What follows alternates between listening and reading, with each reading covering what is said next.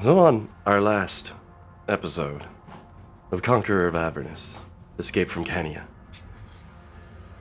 the party found themselves traversing the ocean, as cold as it was, finding a mysterious and dead fleet, and then soon making it to a pinnacle that Gargoth assured them would provide calm, sweet travels, as it was high above the problems with the plane.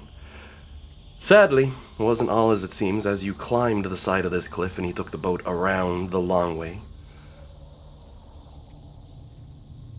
The DM decided to throw a glacier at you, and you found yourselves trapped in an avalanche as two massive pieces slammed against each other in the midst of a gigantic earthquake, essentially. Thankfully, due to some wizard trickery and very, very, very high-grade health on beings turned into apes, which 3 of you still are. I just don't have that on your tokens at the moment. You managed to take the equivalent of max fall damage because you got chances to dodge falling boulders of ice and snow in the midst of this avalanche that triggered as these two gigantic pieces slammed against each other. Made it to the ground and shrugged it off as if it was nothing. Just think, if you were level 5 adventurers, I could guarantee you're all probably dead. But you just landed and shrugged it off like, oh, that was it, hey? The party then found a rather interesting maze, which I will, again, just throw the picture up so everybody can see that as the... Oh, that's ice surprise. You can also see these under your journal entries. I'm trying to keep it updated on here so people can reference them. The ice maze, however, quickly filled with snow, but, as the players saw, the gaps would not fill. It seems there was some form of a force field on top. And I did make some slight mention that as you walked in that the ceiling was solid and you could walk on it, as I believe not Nimbar, or Nimbar Clone, because you've got 3, cut me some slack. Nimbar Simulacrum was able to use this Cloak of Arachnia, if I recall. And I gave the quick info, oh yeah, totally walk across the roof and all that. However, I was just giving out the small pieces like a preview for next week.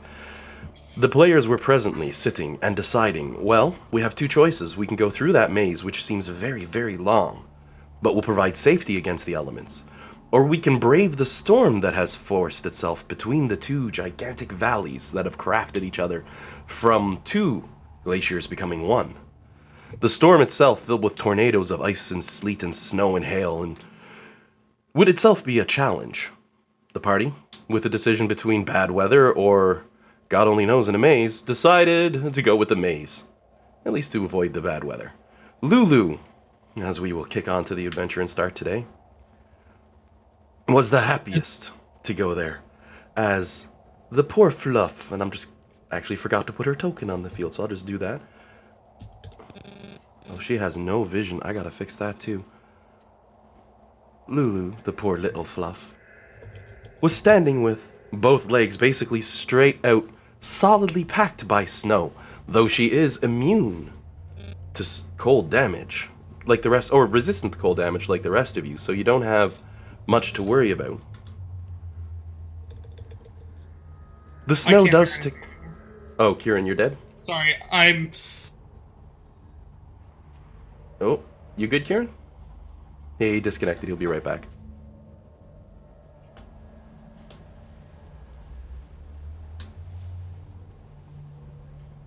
So how about that local academic sports... Oh, there you are. Hey, bud, you back? Hi.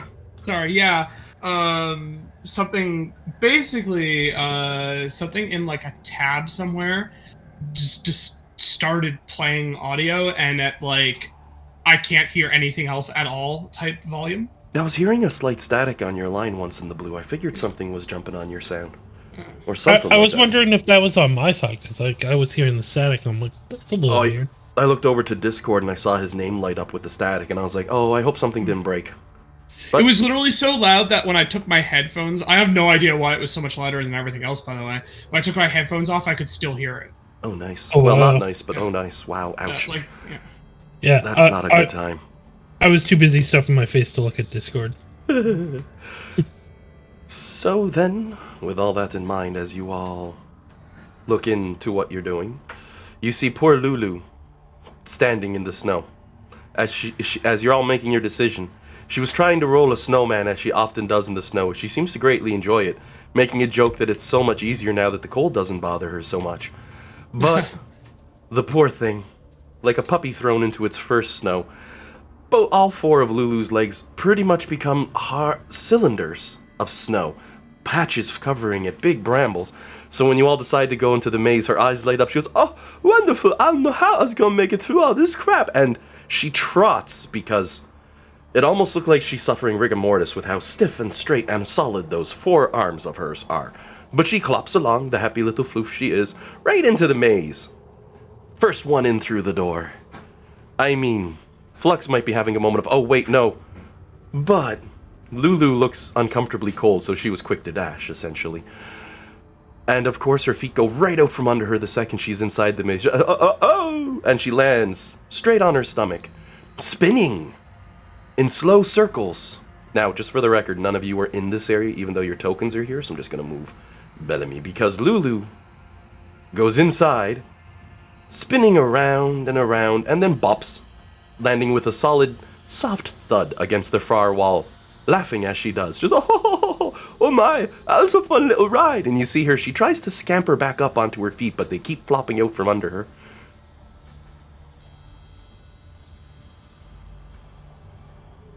Not Nimbar.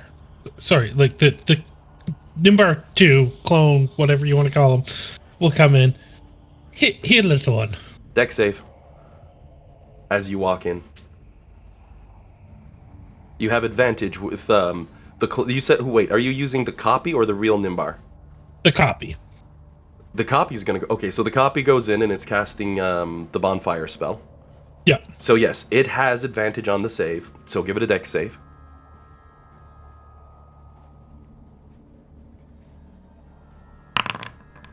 Oh wow, that's impressive, man. You got an 18.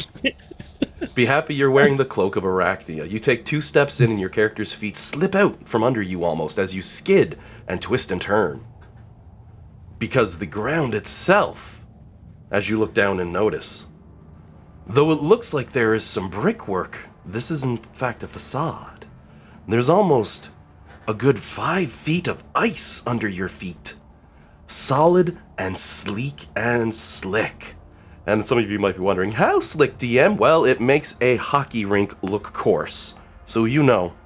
You ever walk on a hockey rink in shoes? Nimbar will start walking on the wall. The walls, as you move and look towards them, are made of solid ice, just as smooth as the ground, and appear to be filled with cracks. And I will say, not Nimbar is able to traverse the floor and the wall at half speed, without any trouble, because he is specifically wearing the Cloak of Arachnia, which grants him some form of magical compulsion that allows him to stick to the ground and walls. Because of that, you have advantage on these deck saves, but you have never met such a sheer surface. Oh, Kieran, I think the thing's got you again. Hmm? I heard some buzzing just in case on your side. I don't know if something was jumping in your background. Okay, he will walk up to the ceiling. There's the ceiling. As Nimbar is going in, because this has been, I don't know, about 15 seconds, I'm just going to take a quick pause on that. What's everyone else doing? Well, real Nimbar is probably watching like, fascinating. Mm-hmm. It's like the ultimate dream. Oh wait, we just lost Dean. I'll give him a second. Because I'm curious what everyone's doing.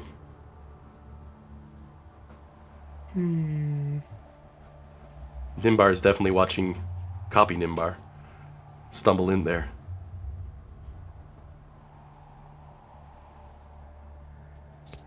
Exactly. Just watch. Observing. It's the ultimate situation. You're able to both be a participant and completely safe in an experiment. For a wizard, it's living the dream. Alright, guys. Oh, welcome back. My headset cut out there. I had to go outside and my wireless cut out. Oh, no worries, no worries. That's why I use the 2.4 gigahertz receiver. I can't trust the Bluetooth anymore. Actually, I like anything that uses a receiver as opposed to Bluetooth for this sort of thing when you're on your headphone for a while, like hours upon hours for gaming. For work, I'd love to throw a pair of Apple Bluetooth headset in that just turn on and off and all that. I'd love to do that, but I'm running on a PC and they're cranky about that. I can use other headphones, but they're not as good as the Apple ones that I own, or Sandy owns. I'd love to do that, but for gaming, I want the receiver in my PC because at all times, it'll be connected to Discord even if my headphones kick off. Yeah, this does have a little receiver, but it usually goes up and down the stairs, but it doesn't. I had the problem as soon as I went like outside the patio doors. I get it. Sorry, guys. Distance. Oh, no worries, bud. It's all good. I was curious then, while Copy Nimbar is walking in and checking things around, and Lulu's bumped against the other wall, laughing, trying to stand up. What's everyone else doing? Because we've given him a couple seconds. Because the other Nimbar is watching Nimbar climb the wall. Yeah. That's a good question.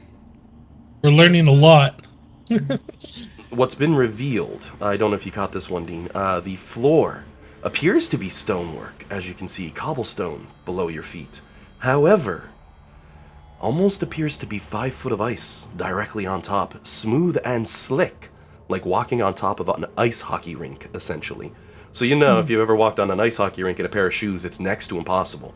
I gave advantage on a dex save to not Nimbar, or to Nimbar Copy, because he's wearing the Cloak of Arachnia, which, you know, lets him cling to surfaces. However, he still only gets half speed that he's able to traverse at. Your character, who can ignore difficult terrain, Dean, is capable at walking at half speed as well. Any sudden movements or changes and all that, though, you can expect a dex save, because this is abnormal terrain. You've never seen ice so smooth. It glistens and shines. You can see the sparkles I've even put in. Like no ice you've ever seen, like a strange effect. And Copy Nimbar would know why, but we'll get to that. He might just be looking up with, whoa, for a brief moment. But there's a good 15 seconds, a couple turns worth of stuff, so. I suppose no one brought ice shoes. That's kind of what I'm looking at now. Is like, is there a way to make cleats?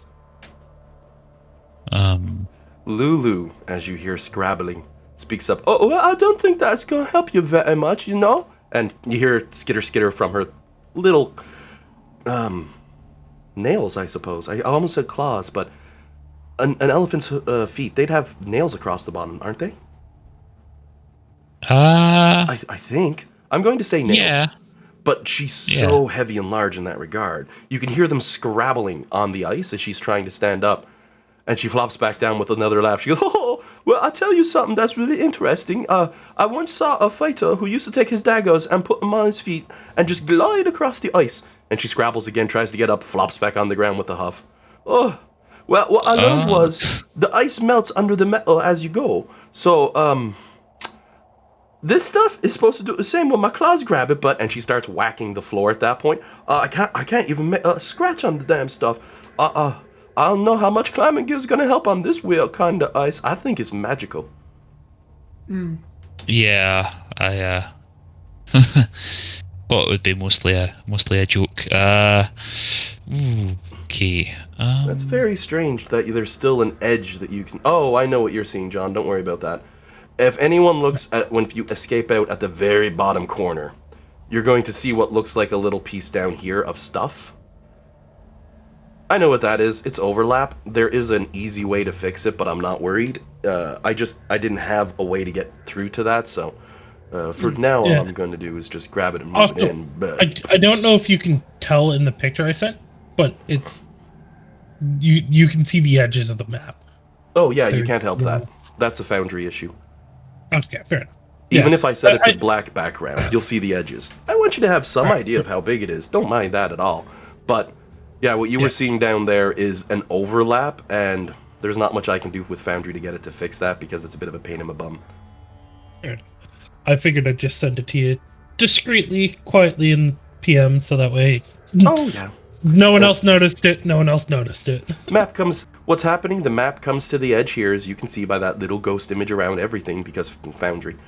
And then we have this on the outside. So I mean, it's a piece of floor, obviously, that's just part of the map.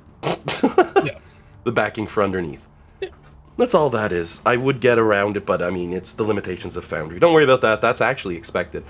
I'll have it cleaned up for next week, but Foundry's a bit glitchy like that. It might happen at the top right corner too, but probably not. But I knew the bottom left corner was going to be a problem. Oh, pardon me. But that aside, everything else should be pretty good. That's why I gave it the black instead of gray background I normally use. It flows a little better, but you can see the cut for how big this map is.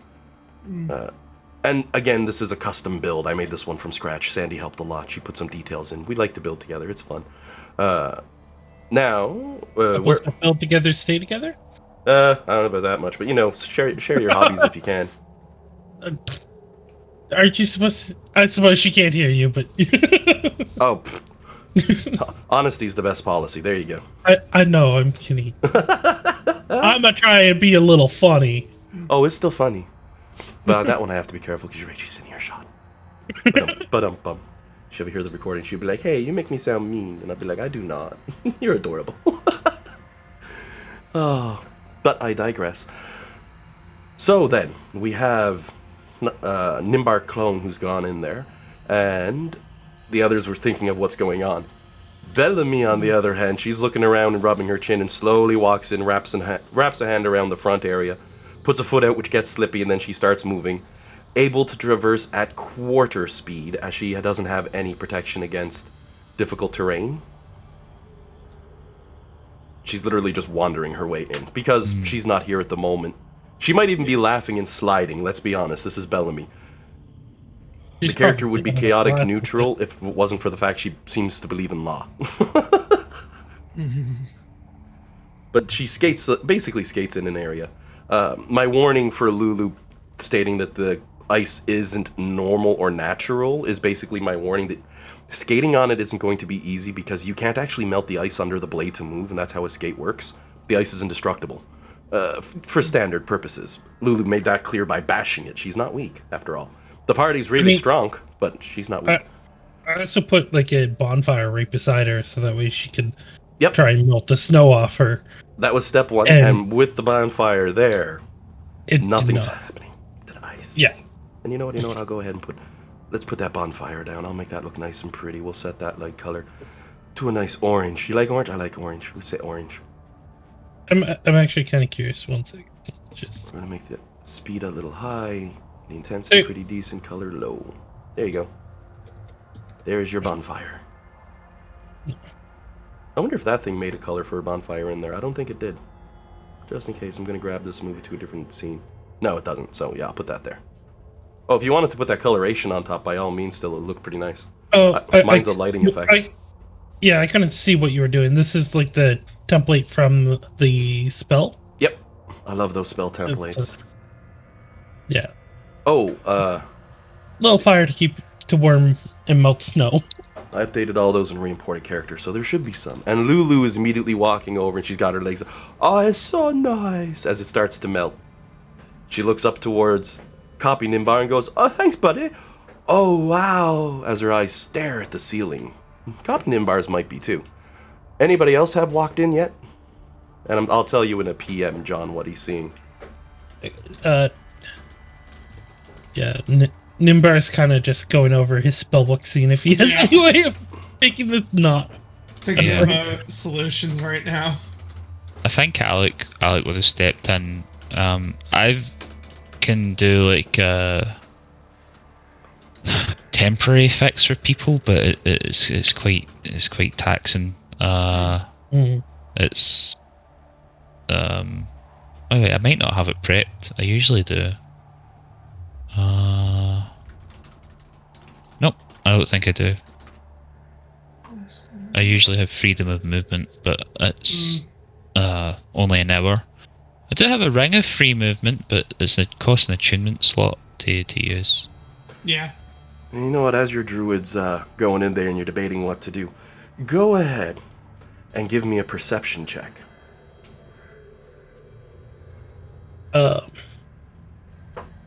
And this is just for our druid friend. His natural druid instincts would notice certain things. Like, for example, with a 26 on that perception check, the cracks that I mentioned in the ice are not cracks. Your character's eyes follow them. It's very hard to see through this ice, even though how crystal clear and beautifully crafted it is, the thickness of it obscures your vision as you try to see through it. But what you do notice is those cracks as you look and squint your eyes. Before you even walked into this place, they're not cracks, they are the branches of trees, in fact, digging into the ground far, far below where the concrete sits with the pathing. Go ahead and give me any form of a knowledge check. I believe you have some form of history or something. Let me just take a look. Or otherwise it's going to be a straight wisdom check. Oh, nature. Yeah, that's the one I'm thinking. Yeah, I was going to say that would be the most... Or dirt. How to tell your DM's half asleep. You're going to have to give me a check that's good for a druid. I don't know, like history? No, right, nature. Could I guide myself on this one, given that I've noticed it? You're presently in no rush, so yes, totally. As your character's walking into this room. Cool. You're like, well, that's interesting. Look at those cracks. I'm trained in nature, but Alex not the most intelligent academic. Oh, did you get your guidance on there? Oh. No, not yet. I was looking for the clickable dice roller, but it doesn't. It's not in the. I think it might have broke. Oh, but by the way, Alan, a little off topic here. I found out what was causing some of my discrepancies between my save and attack rolls. Was for some reason when we import the character Nimbar, it was only bringing him in with a 20 intelligence. Oh. When he has a 22. Did he get the switch over this time when I updated him in? No, I had to manually update that. Oh, look at that. Let me check Flux. But that being said, the items actually worked this time, which were nice. That was nice. I've even got in for Flux. I actually have the Blade of Avernus, our version, in there, so that's really nice. And it has her 25 for her strength. I go to that because it's another stat breaker. Don't mind me, Jillian. Yeah. The big thing is what I'm saying is check on your always double check your stats because mine. I throw in what I can, but always double check your stuff because mine's a copy of your D&D Beyond character. Makes life easy, but that's about it. So, Alec pulling above a 15 on his nature check. You can tell the most important thing about these branches. They are not petrified, nor are they dead. They are alive and still growing. On this one, you could do another knowledge nature check, or you can do a knowledge for arcana check, which would be intelligence though, so that's not your best score. But I mentioned that because of reasons, but I won't go into details. Right now, your character's just rubbing their chin as they're looking. These are the thoughts coming to your mind. Because I'm sure John's like, I want to roll that too, and so is Isaac. And I'm like, don't worry, wizards. I will go with nature again, because it's got a +7 instead of a +1. Alright, so you give that a roll.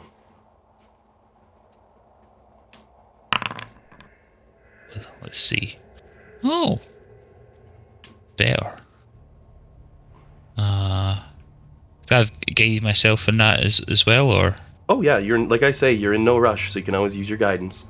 I think guidance has to be called before it when you're in combat and stuff like that. But when you're in the exploring of the world, I always let those things bounce a little if you're not in a rush and no one's trying to kill you. Oh. So there's something not natural about it. You're rubbing your chin like, that plant's alive, but what is this? That's strange. Which is also very interesting to see the plant alive. I know the spells that can encourage plants to grow. I think there's one in my spell list called plant growth, but that's a fairly big investment time-wise.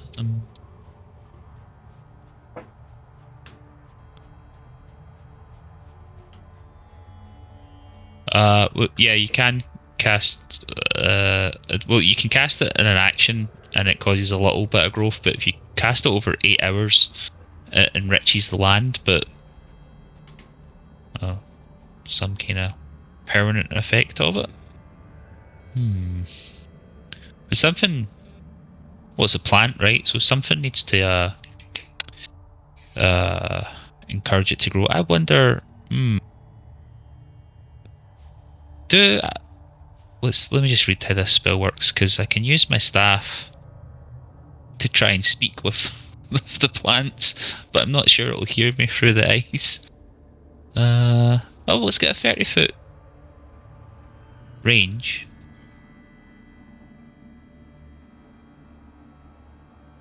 Why not? It's just on the staff. I'll cast Speak with Plants and see if I can talk to the roots. Alrighty, as your character is prepping and looking at the magic, we'll get there in a sec, because that's around when Lulu's looking up at the ceiling going, "Oh wow," which will of course draw your character's attention. So we'll just pause on that for a second. Who else is stepping in? Gillian. The magic users have been doing all their exploration of magic. Oh, I see why I didn't have Lulu. She was sitting on Gillian, on top of Flux. Look at that. I got the sword in there on there already. I'm gonna delete Lulu. Just like what's his... I was away from the computer for a little bit with the dog, but did you like just want me to see if Flux had any solutions for the slippery floors? Oh, I was just curious if your character had anything specific to be done. Just checking with the round setup before we move on, you know? It's like this icy entrance as everyone makes their way in. Flux would basically be limited to moving at quarter speed unless you find a way to get around difficult terrain, or if you had a climb speed. Yeah, I don't have any of those things. I can break the ice and see if there's anything underneath. You can attempt or to. Make it... Lulu did attack the ice and pointed out that it seems indestructible to her. Her basic attacks were not able to provide damage. So it might require magical weapons at the base. But regular attacks seem inefficient to be able to even damage the ice, which is also why the DM was saying you can't skate on this surface because the ice won't melt under the blade. I was being an arse. I'm making it hard as hell to walk on. Right, so I couldn't even like use 2 of my daggers to like lay prone and like drag myself across it, because if I'm climbing. Regular daggers, if you try to slam them into the ice, won't make a difference. They'll just ding off. Maybe magical might be able to damage the ice. Water. Thank you. Okay, I don't think Flux has anything to contribute, quite honestly. Like, I wish I could say that she did, but I don't think that she does. I mean, I don't think any of us really have something for magical ice. I'm at full health. I feel like I'm not supposed to be. I did re-import everyone's characters. I think. No, but like on D&D Beyond, I'm at full. You were in the form of giant ape. Yep. Right. So I think I'm still a giant ape then. If am I not, or did who? I can't remember who cast it on me, but I suppose if they broke concentration. I believe it was you, Isaac, and Clone Isaac were the apes. So just on a heads up for that one. So. Yeah, I think actually I'm going to probably at this point drop. Me and my clone will probably drop those forms because they aren't really useful here anymore. I mean, it's just gonna get in the way at this point, and it'll stop me from casting spells. So. Oh, yeah. My only other idea would be to tie a rope around Lulu and have her drag us along like a sled dog, because she can fly. And that's pretty much all I got. Lulu's eyes light up. She goes, "All right, I can fly in here. Ain't no blizzard gonna drive me into a wall." And she like floats up into the air a bit. However, I have been teasing something special about the ceiling while everyone's been coming in. So, with Flux walking in slowly, looking at the ground like, "Ah, damn, this is icy." As your eyes turn up towards the ceiling, what you are greeted with is not the sight of packed snow on top of a force field. Nope, you get to see Nimbar clone walking upside down on top of the ceiling. It's entertaining. More importantly than that, what you see as you look up is the night sky in all of its splendor and wonder, almost perfectly clear with only a few clouds rolling through the sky. Why is my clock not up? That's weird. I'm without my clock. Time to bring up the time? I'm gonna look at that while I'm talking, essentially. About time, calendar, weather not on. This is going to reset the module. So I'll do that while I blab. Damn, without my clock, I can't be any good. As you look up towards the ceiling, you'd see a cut of the night sky entirely anywhere you look up, except out the front. It would appear that the ceiling above your heads, rather than being open to the snow, is instead some form of illusionary image showing the night sky, the stars in the sky, the moon above head, all those little pieces that you're so used to seeing. Oh, I think Alec mutters the word Rionag. It just means stars in Gaelic. And he'll kind of gaze into them for a while. Lulu give a little nod of her head. It's so pretty. It don't look like the hell we've been put through. The sparkle that you see throughout the dungeon on the ice is the reflection of these stars overhead, blinking in the nightlight. As I walk in, how bright is it inside this maze? Oh, it's dark. If you don't have vision, you're going to have a hard time seeing where you're going. I'm gonna cast light using my staff. I mean, there's a bonfire right now making some light. Well, yes, beyond the bonfire. For the remainder of the area, Yeah. there's no light in general in this dungeon. Yeah. So I'll cast light using my staff, using the staff as the object to, you know what I mean, be able to project light with. So. Meanwhile, Lulu's throwing her trunk up. Oh my word, it's a dungeon. I heard it.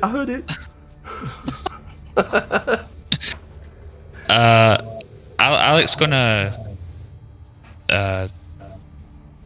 is I'll try to think of a good word here.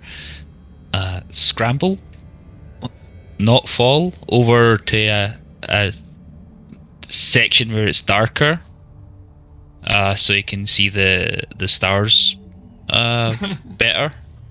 And he's going to scratch if he can with his staff, or just even trace on the ground the symbol of the god Mistra, and then plant his staff in the center of the symbol, and try and reach out to the.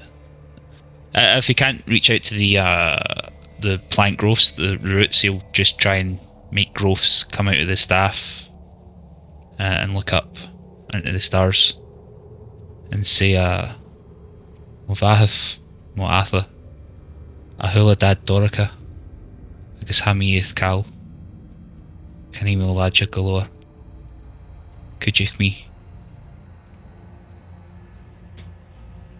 It almost seems like for a second Alec's staff floats on its own, sticking there in the ground for a brief moment.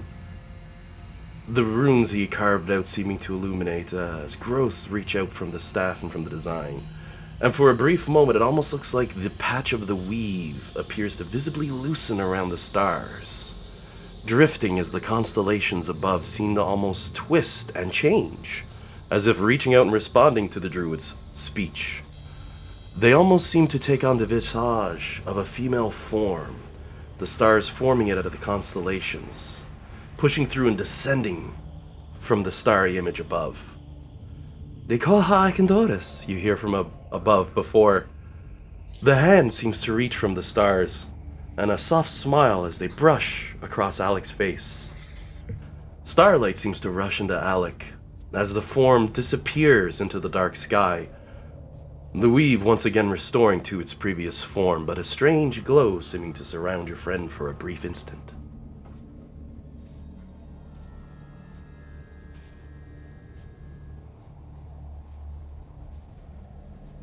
Alec will look at his hand and watch the remnants of the starlight play across the back of his hand. I'll just kind of look at him and be like, "Are you okay, bud?" Yeah, I didn't expect that to work.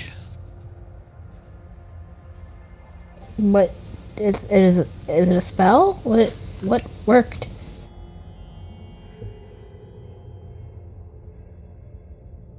I think it was an answer. I asked for help.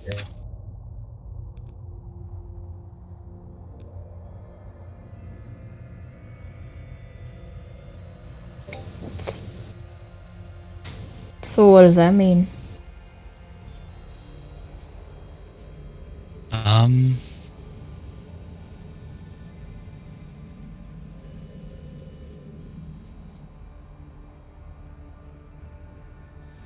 Changes. I think I can do what my mother could do now. What could your mother do? Use the power of the stars.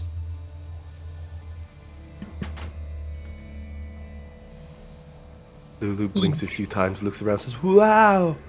I ain't never seen something pretty happen down here. Well, not down here in Avernus, but wow!"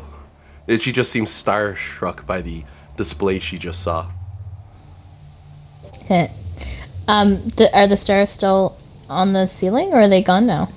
Oh, they're all still there. It still seems like a cut of the night sky. The strange aberration that came forth for Alec for that brief instant appeared to be its own thing entirely. Those of you looking at the sky, however, who have training in the survival skill, are more than welcome to make a survival check. Those without training in survival, not something you'd recognize right off. Both Nimbars. Let's put our heads together for this. Oh, great.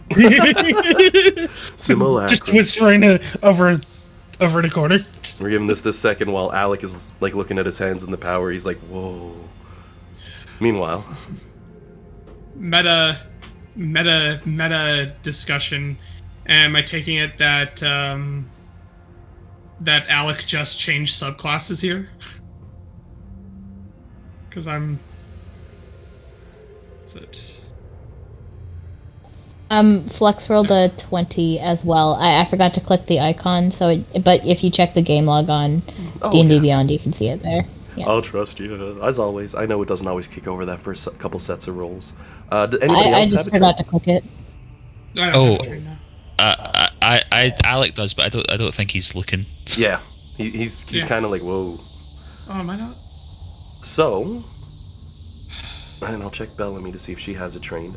She probably does with all the wonky stuff she does.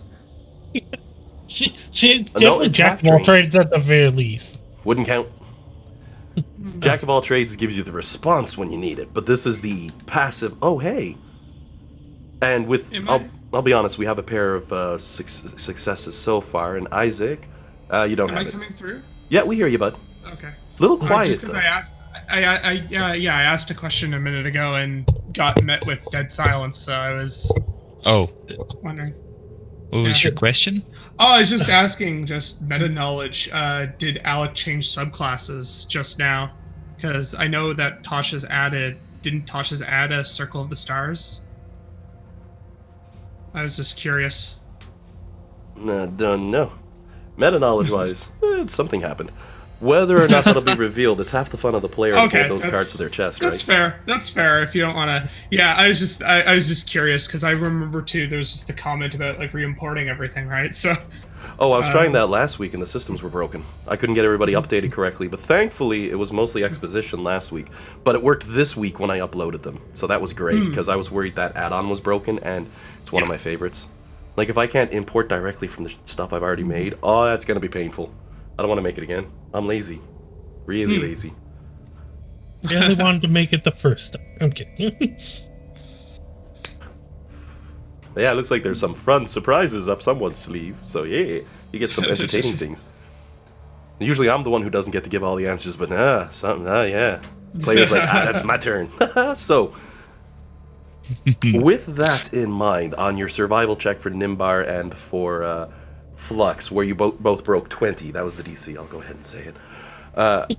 You notice at a glance, not only is it a beautiful starry night sky, It's your beautiful starry night sky.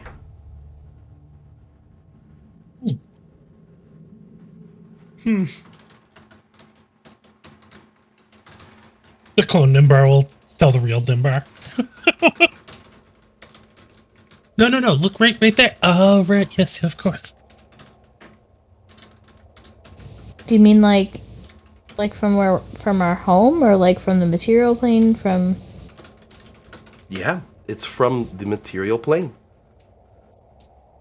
And if anyone would like, you're more than welcome to roll a survival check again. Anybody can roll this one.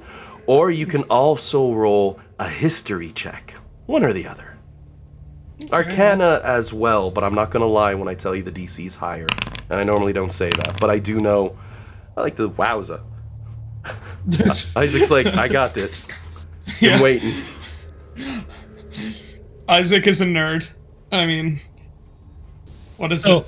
Okay, so this one, so the Nimbar copy will just do normal history, and then the real Nimbar is going to do an Arcana because I haven't gone it. I guess technically Simulacrum Isaac also gets to roll one too, so we'll roll for him. Not quite as good. Oh, I got my clock. There we go. Put that back up. I missed you, clock. I'm going to get that going, and I'm going to skip, like, 2 hours. There we are. Because it's still spot on to where we are. That's a nice thing. It's been tracking us for a very long time. I fixed it after that first session, but, you know. So, a 31 on Arcana actually isn't high enough to get the full answers. You're looking up and scanning the sky like, ooh, those symbols and the way it look and the constellations they're lining up. What is this that's bugging me in the back of my mind? However, Isaac with his 31 is just going to give a nod and be like, well, take a look. You can tell by the positioning. That's right now. Perfectly matches, which is why survival was an option as well. The 14, though, for Flux wasn't enough to place the date off the star chart. Looking up at the stars and determining what the day it is, and then realizing that it's the 17th of Marenpoth, 1493 DR, 12:12 p.m., yeah, that would actually match the position of the stars, though you usually don't see them at this time of the day.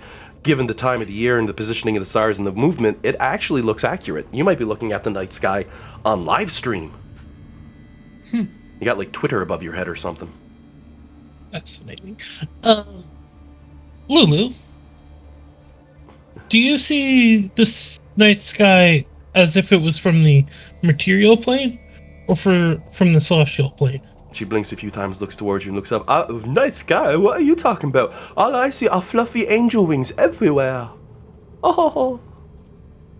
She pauses, looks down at you, and says, actually, but I don't know. What's the material plane look like? Do you guys have any constellations I could keep an eye out for? I think it looks like your world, but I see so many worlds. But I will say, as fun as Lulu's having joking around, if you were to take the time to just open a spellbook, be like, oh, here's a few that we use in ours that also line up with our spell, blah, blah. Lulu be looking like, well, yeah, that's what I'm seeing. And she would be able to confirm that it is indeed. Oh. She is seeing the same thing the rest of you are. Okay. I see what you were going for there. Is it perception based on the individual, or is it a constant for itself? Not based on the individual, clearly. Alec was also having the fun idea to speak with the plants, but then the stars spoke to him, so he might need a minute. Yeah. That's fair. In his head. Mummy? Daddy?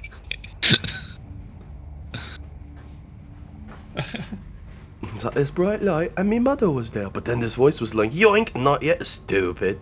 Friggin' love Neverwinter Nights. One of your companions say that when you bring them back from death. They're like, oh. My favorite. Probably where I get some of my sense of humor for things. Oh my. So Lulu is now nice and dry and warm as she's shaking herself off. She goes, oh, snow is lovely, but it really sticks in awkward places.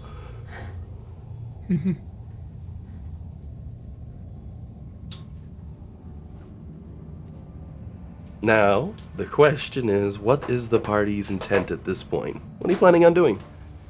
Gonna start marching through said dungeon? Because I'll say, as you can see slightly ahead, oh, and that reminds me, I do have an invisible wall set a little further forward. I'm going to go ahead and delete that so you can actually explore the dungeon. There we are. Nimbar is going to finally walk in. At half speed. Yeah, like just cautiously as can be. Expect pain in the ass moments with those floors and walls. Even the walls with people with climb speed will require dex save in bad situations because of how hard it is to move. But how about the ceiling? Ceiling is the same too. The slick nature of it provides no friction. You can stick to it thanks to the climb speed, but you could slide across that even worse than the floor below, since the floor below technically does contain some modicum of friction. We all know how physics works, but the ceiling technically is almost frictionless. I say almost frictionless because I'm not stupid enough to put a frictionless surface in D&D. That would end badly. We all know enough physics to abuse the hell out of that. And so the floor is made of ice, about 5 foot thick. Flux, I'm going to shift back over to you for a moment on this one. Flux specifically. Jillian, do you think she would have attempted to crack a wall or a little bit of anything with one of her magical weapons? I mean, I could try it, but how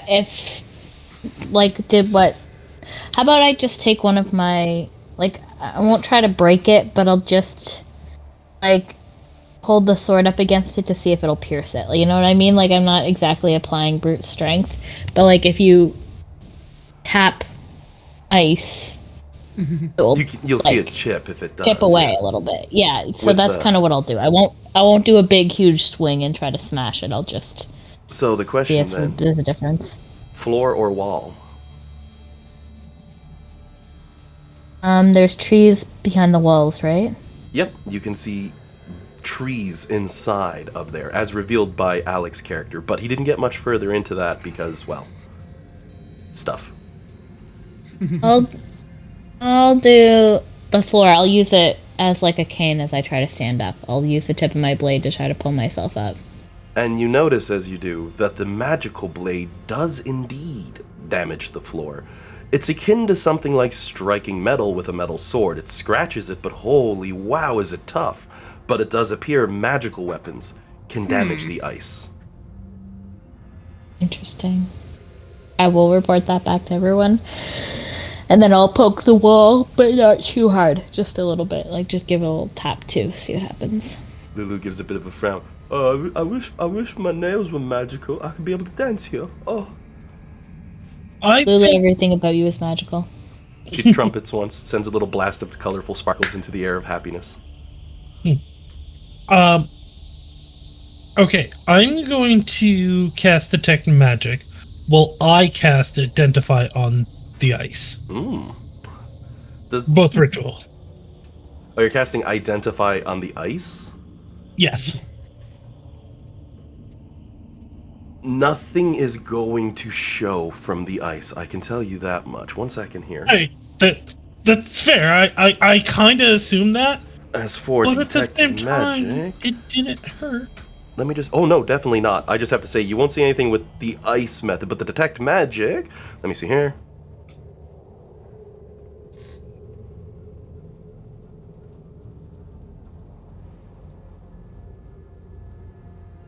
Three feet of wood or dirt, 1 foot of stone, 1 inch of common.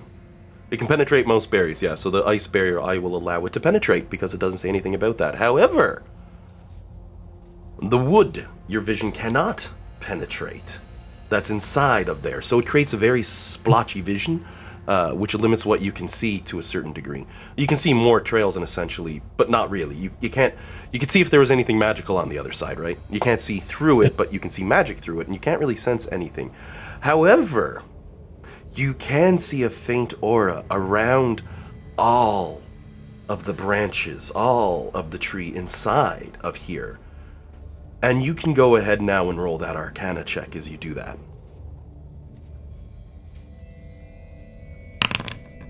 There you go. The Do that Sadness again. Chan. Oh, you can't? Sadness Chan is the best. As you look over, you notice the ice isn't the most natural thing you've seen at first. But then you come to realize the trees themselves seem to have adapted to Kenya and are in fact now growing ice instead of bushes and leaves. Oh, I am definitely letting Alec know this. Of all the people who need to know that's definitely Alec's wheelhouse. Mm. You what? What do you mean they're growing ice? That's not how trees work, Nimbar. With You don't Nimbar's think we high know? tech, you can confirm that they have adapted, as opposed to being snuffed out by Cania's cold, that somehow these trees have become magical, feed off of the ice in this area, and grow more ice. Which means this maze could be continually growing.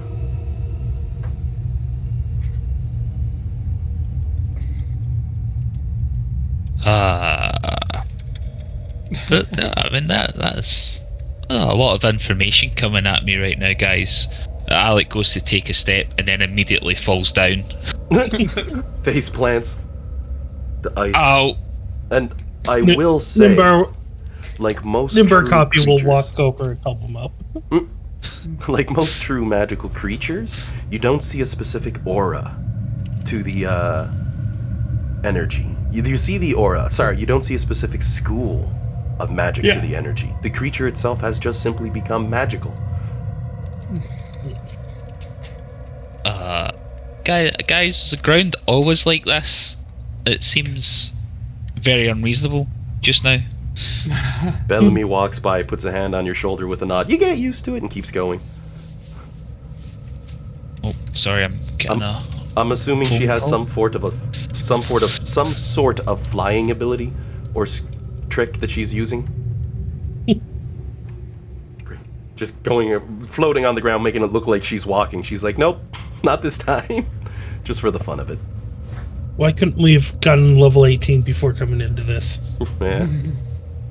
Oh, I mean, I could have then constantly cast Reduce Person on myself and just float around in Mage Hand. I mean, I can cast Reduce Person for free if you want me to reduce you. Okay, yes, we'll do that. Yeah, float around for free. I'll reduce you, and I cast Mage Hand so that way I can move myself. And do you know what? Yeah. Well, I mean, I'll just re-up that every minute kind of thing to make sure he's able to keep doing that until till obviously otherwise we have to stop. Yeah. It's the Staff of the Magi lets me cast it without using any charges, so I'm able to just do that infinite times a day. Perfect. And while you're discussing your magics and that, and Flux is looking around, unfortunately, it would appear that Flux was the unlucky one on my roll table. Flux, you hear a thud on the ice wall beside you, and as you turn, you can see what looks like hands, dozens of them, pressed against the ice as a face slides on the other side, trying to peer in towards you, before it continues to move off, further down, from behind the wall. Does it look like a humanoid face, or does it look like a demon or something else? Unfortunately, you can only tell that it was a face, writhed in horror.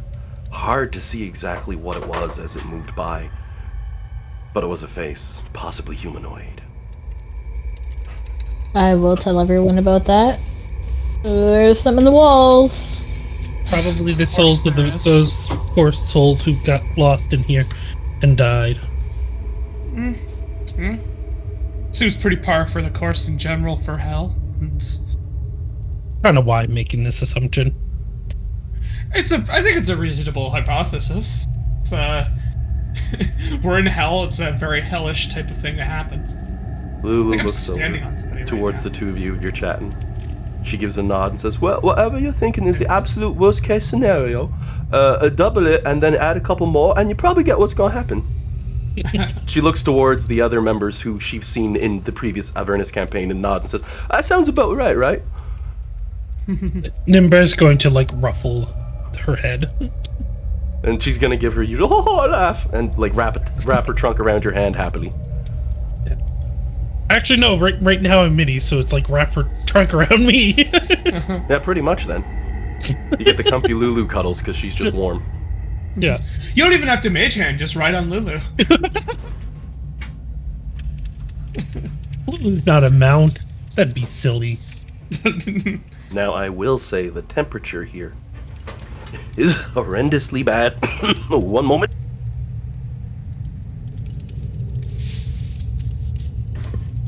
Oh, pardon me. Coffee went down the wrong way. You alright, bud? Oh, I'm good. Don't worry. Just a quick mute so you don't have to hear me cough. I will say the temperature in this area is tremendously bad. Some of the worst you've seen. It's at least negative 85. The only reason you ain't yet froze is strictly because of the warmth from the bonfire created by Nimbar. We also And- have resistance from cold. Oh, yeah. Yeah. But negative 85 is something worse than what resistance from cold will hold you against. Resistance from cold will help you put up against things that'll come, but I'm giving you the warning that if something cold, it does take effect or hold on you, expect it to be exponentially worse than it normally would. Like if you fall in water and come out. Yeah. Resistance from cold's not going to do much to help you when your clothes instantly freezes. And then you're literally encased in ice or other bad things like that. Or you may even still have con saves as you go. You might have advantage on them. But this is extreme cold, worse than what you normally would feature anywhere on the regular plane. Copy Nimbar just constantly casting Create Bonfire as they walk. Cantrips! Gotta love them.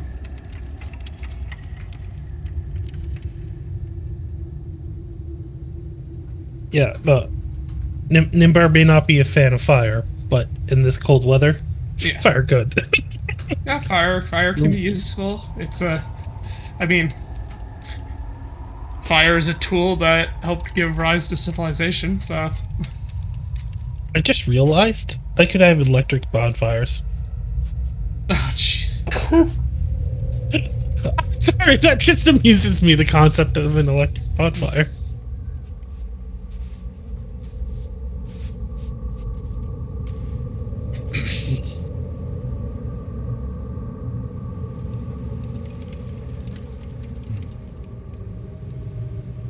God damn it. I'm not using a mouse today. I'm using a laptop trackpad. I keep pulling my tabs out. Oh, That's yeah, annoying. I know that pain.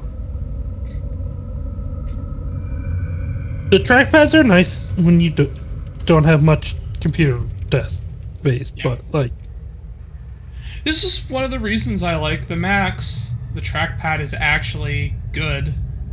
It's larger. It's this large glass surface, and the click is actually over the whole trackpad and not in just a zone. Oh, I So hate zone it's- trackpads. I don't have that on my laptop. I hate those. When you have to click bottom left or bottom right, that's no good. Yeah. Just give me one finger or two finger. That's it. But I mean, like, if you want to actually, like, not just tap, but, like, click it down. Yep. With the Mac, the whole thing is clickable. Like, Yep. it'll actually, like... And it actually has multi-layer clicking, too. Like, it has the light click, and then if you push harder... Full there's a haptic, second- yeah. Yeah. Love it. It's Stuff like that. a yeah. lot of them do that now because This- the old method is a pain in the ass. But we used to use our thumb to click a mouse button while moving the mouse in first-person shooters and shit, so it was used. But Mac did that, and then everyone else is Yeah. like, that's smart. Yeah, but this is why, like, when people are like, but the Mac computers are expensive, I'm like, yeah, but, like, you're not just paying for, like, people are like, well, here's the processor and the RAM, like, and here's a Windows one with better ones that's cheaper. I'm like, yeah, but, like, you're not just paying for those parts, you're paying for the body, you're paying for the monitor, you're paying for the trackpad, you know what I mean? Like, you're paying for having USB-C Thunderbolt with DisplayPort. Like, Yeah, protocol, you know but what it I is mean? about a Like, there's all these bells 250% and markup. whistles. Yeah, but what I'm getting at is, like, it's, yes, like, the Macs are still probably expensive, but it's not all about, like, here's the processor and the RAM, right? Like, there are things that the computer has that do justify some of its cost. Obviously, it's still a little pricey for what you get, but it's not as bad as people make it out to be. Because there are definitely things that the laptop has, like, these laptops have, that explains some of the expense.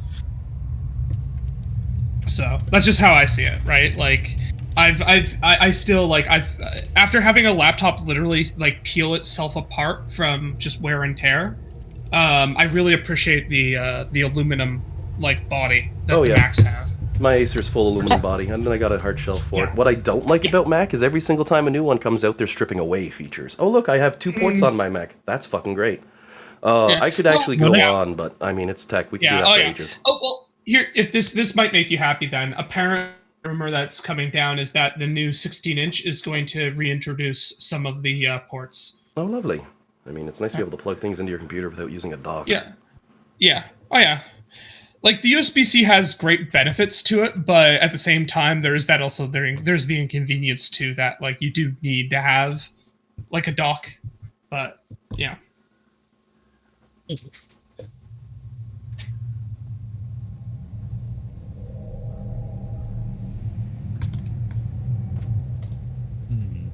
So we got stars on the ceiling, things in the wall, and a floor we can barely traverse. What's the game plan? Slowly move forward and keep exploring, I guess. Lulu Sounds like. flaps her little wings with Okay. everything she got and lift flux up off the floor. I got you. We can do it. Oh, here you don't have to carry me. I'm quite heavy. Here, just give me a little pull. Shouldn't be much resistance there. I'll just ask her if it's okay to tie a rope around her Oh somewhere. jeez. Let's see. Lulu's fly speed is 120. Oh Yeah. God. I'll quarter that, and she's going. She can pull you with 30. However, Yeah. that's running speed. If she does that, have you ever towed with a long cable on something and took a fast turn and it just flies out of control? Yeah. Lulu's going to be taking it slow, or you're going to be banging into walls like a pinball. And that's okay. I'm fine with that. But she will be able to Still pull quicker you. than trying to walk. Exactly.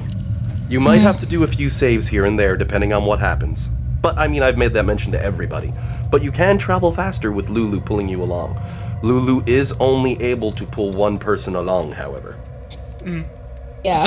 I mean, we'll stay with the group. It'll just be more of a That way, if you need it, you can. more of a like it's just so that we don't have to. I don't know. Whatever works. Just if I need to move fast, that's going to be my option. But So, or until Lulu gets tired. If Lulu starts to seem tired, then I'm not going to make her pull me.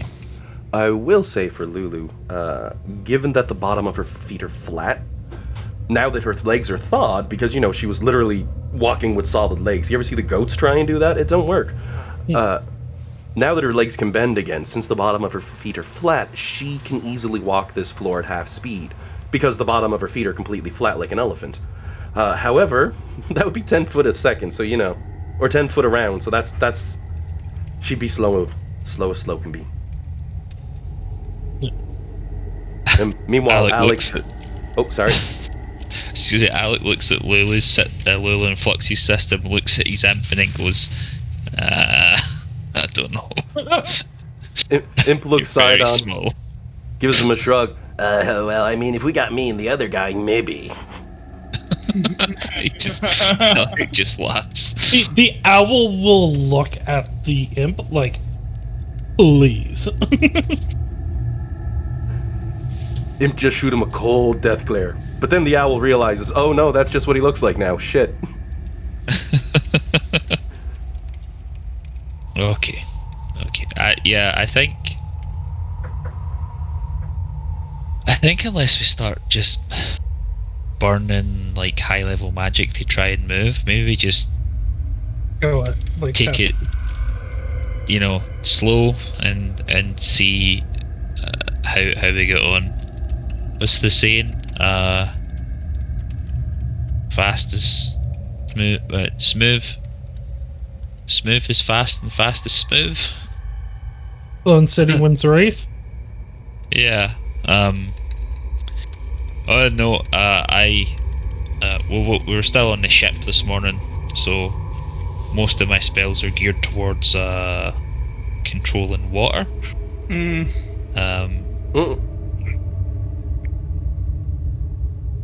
So Lulu's you know. gonna take a moment to pause as she looks back at the door. Well, I mean, I think we could probably just sit for a little while here too. And you notice as she points at the door that it's mostly filled in now with snow, thanks to the ongoing avalanche and storm that was triggered, right? But Lulu does make a point. Well, if you wanted to take a bit of a rest, I'm pretty sure we could just bunker down here. It's not like I don't see nothing about to jump us. Lulu looks right at the fourth wall and blinks or winks. I mean, I'm okay to push on. Like, part of the fun of D&D is like try to adapt what you've prepared to what's actually happening. So I'm sure the other magic users, well, I'd say the other nerds, but Alec isn't a nerd. The nerds probably have enough spells to cover us and stuff. So, I personally think we should take the long rest because I don't remember what spells had been used last week, and all my spells have been refreshed. Okay. Like, otherwise I would agree with you, push on, but like, it's convenient that we can do that for metagame reasons, right? Yeah, if everyone's happy with that, we can bunker up. Well, yeah, I guess that makes sense. That here it said last week that Nimbar had Chompy. He has his own bag of holding. He doesn't have Chompy. I have a bag of holding as well.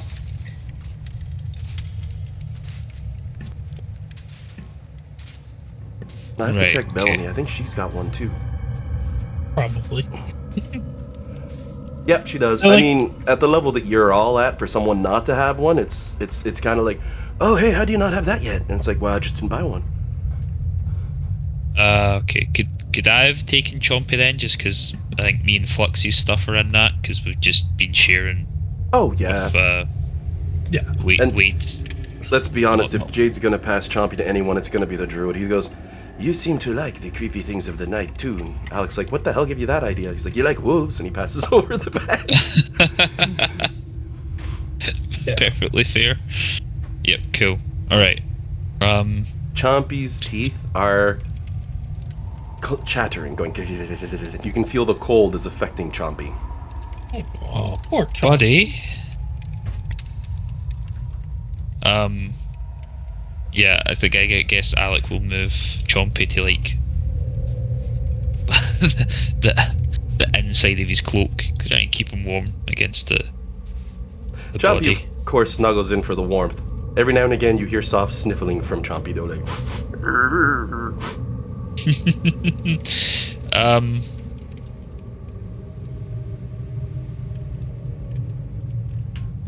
Alright, well, if we're having a long rest, Alec will change from his white dragon scale back to his green. And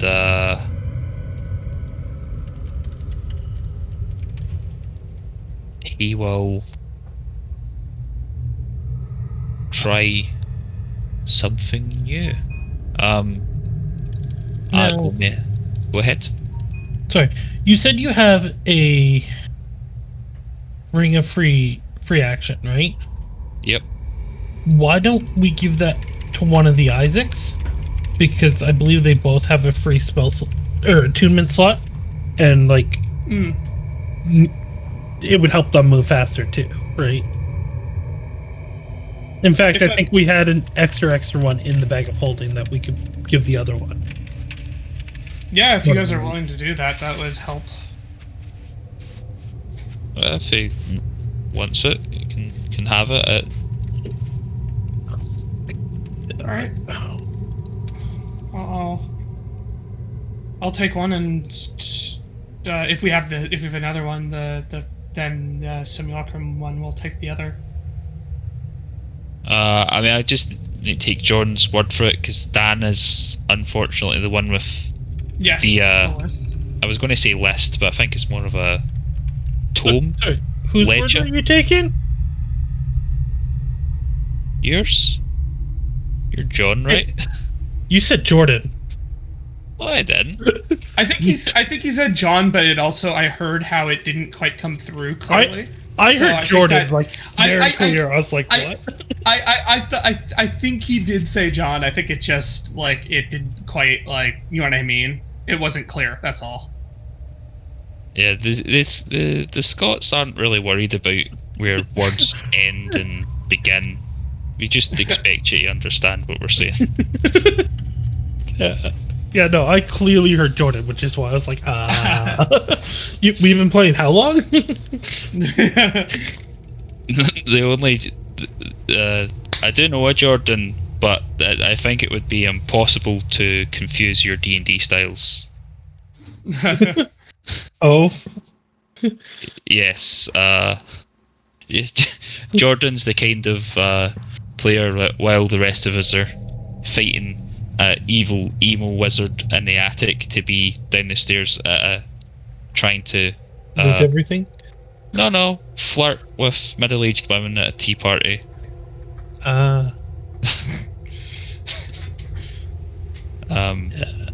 no, It's a fun thing to design a soundtrack for.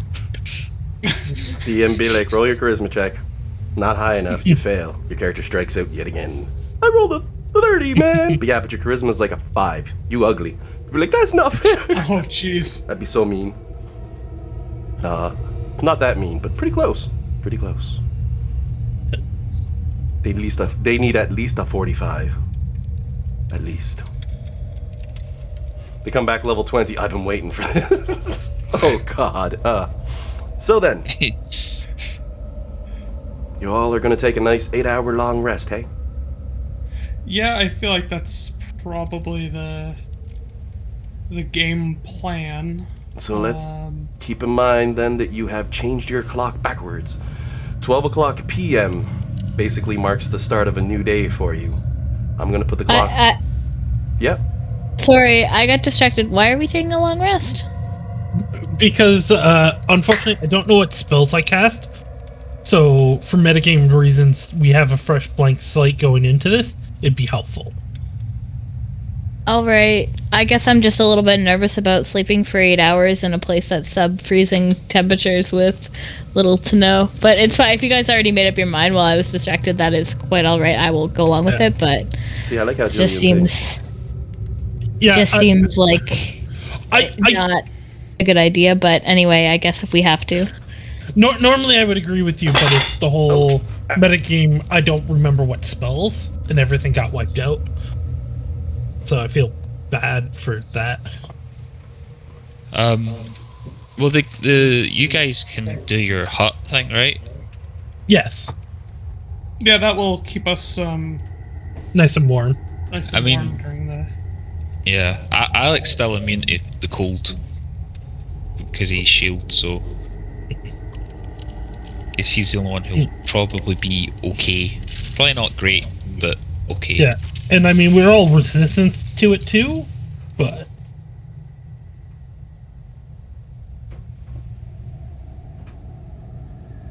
Well, then, so you pop up a pair of tiny huts, you get yourselves ready. Flux is holding her sword in hand and ready, like, I don't trust this. This is bad. Something bad gonna happen. And I can't really blame Flummonoxus at all for that sort of train of thought, because pretty much every other time, something bad happened. But this time, the cold of the night is the only greeting you receive. As you take 8 hours to regain yourselves, to get those rests in, to feel better. Nothing comes and nothing disturbs you.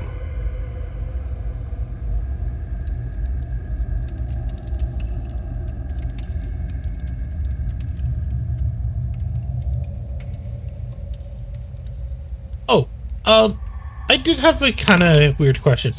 Can simulacrums get advantage? They're creatures. Yeah, I don't see why not. I was just kind of curious about that. The only things they can't do would be things that it says in the spell they can't do. Like they can't, for example, regain spells, and they don't heal normally.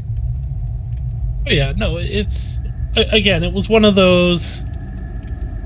Like the other day, last week Ellen was joking around about giving me inspiration, and I was like, I already have it, but can Nimbar get it? Nimbar 2 get it? Oh, Nope. So, well, that's because different it's technically, right? yeah, like inspiration's a little bit different, right? Which is Because why I think only player characters can have inspiration. yeah, Yeah, that's and how I run technically it. these are player characters, and also in a way they're kind of not. Like, Well, And- they're as much a player character as your imp would be as much of a player character, or an ice elemental that you summoned for a battle would be a player character. These are creatures that are at your disposal. They are not player characters. yeah, and that's fair, and that's why it was just a But the flip of that, they totally get advantage, man. That's no trouble at all. You want to run them in combat, by all means, feel free, but 60 health is not a lot of health at level 17. Yeah. Hell, I hit you all for 70 on 3 of the players last week. You shrugged it off, but hit you for 70 last week. So, be careful with that. You can get advantage, but see, I like to look at a simulacrum at your present level, comparable to your familiar back at level 3. Sure, it's handy, it's great, and it's got a lot of really cool things to do. One wrong step and it's gone. oh yeah, for sure. But I mean, it also, like, at the same token, it is a way to more or less double our spell slots, Oh, definitely. which is Yeah. the important part. And all I'm gonna do the same thing to copy Nimbar that was done as well, and changing its hit points max to 60. That way the bar looks a little more accurate. I like the way Isaac's look, so I went with that for yours. Yeah. Okay, yeah, no, I like that. That's actually a good way of doing that. I should flip his picture in the opposite direction too. But I'm sorry. At least I have pictures. You're calling you out, Karen. Yeah. Sorry, hold on, I have to be right back real quick, sorry. Oh, sure thing, bud. Oh, I will also say it was probably logical that one of your tiny huts was probably in this area over here, where there's a bench of solid stone. It seems to have floated up and is slightly frozen into the ice now. The stonework underneath, supported by some wood. Nice place to sit, though. Not exactly level. Lulu falls asleep on the bench pretty quick. Unfortunately, Lulu snores. Who snores? It's I an think elephant it's like- trunk. It's think the best sound. I think something in Foundry was memory leaking on me because I saw like I saw the browser's like memory usage going up and up and up, and I'm like, But things you are don't use starting Chrome to though, so chop that's a weird. little. I don't think you use Chrome, right? You use Firefox. I use either, right? Like, Were you using Chrome? I was using Firefox this time. Damn, but, so it was Foundry. I want to blame Chrome for everything. Yeah. It's like, here's 32 gigs of RAM. Chrome's like, you can have 4. Yeah. It's. Well, that's I really think good, though. I know one thing is that this map exceeds the maximum texture size, which I don't know if that's going to have any ramifications on performance. I imagine it might a little bit, but Oh, to a degree. We get around to it. Alex, Just massive maps. I remember you like making fun of Firefox for never really taking the initiative when they took over the browser market, thus losing it. So you don't like Firefox, you don't like Chrome. Which browser do you use again? Oh, I like Chrome. Don't get me wrong. It's just, I'm gonna have to say, when it comes down to glitches and problems, Chrome's like, mine are really bad, but you're still gonna love me. Like, it's memory leaking. It eats so much RAM. Chrome Yeah, has a little bit of the Internet Explorer problem now, where because it has such a stranglehold on the market, they're uninspired to really work on things that like could be perceived as problems because like what's the consequence of not doing so, and 2, they don't care about working with other parties in the space to like ensure good web standards and stuff. Like they've been introducing all sorts of non-standard stuff to the browser. Oh, that's because they because- need the pack. People build Yeah, it to exactly. the Google They have standard. they have a near monopoly, so they don't care. And it's like that's what I said. They're doing the Internet Explorer thing, and in my opinion, Chrome is the Internet Explorer of the modern day. It runs a lot nicer, but it still has a lot of the same bad habits in how it's developed. So I'm just logging in as Jade for a moment, not to see it. I'm just kind of curious the CPU usage that Foundry is using versus it being Everything's running fine now, by the way. I when I rebooted it, it just needed a reboot. Something. It's written in JavaScript. Something went wrong.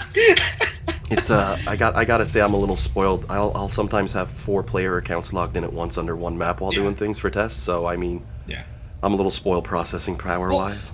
Normally Foundry runs like a dream for me. This is the first time where I sat there as like, oh, I could see like the snow is like jumping around, like it's not like it's not like the stars. They weren't slowly drifting, like chop chop chop chop chop, right? And like it was just something. For some reason, something had gone bonkers with it. So. So long as it runs without blowing up, I'm happy.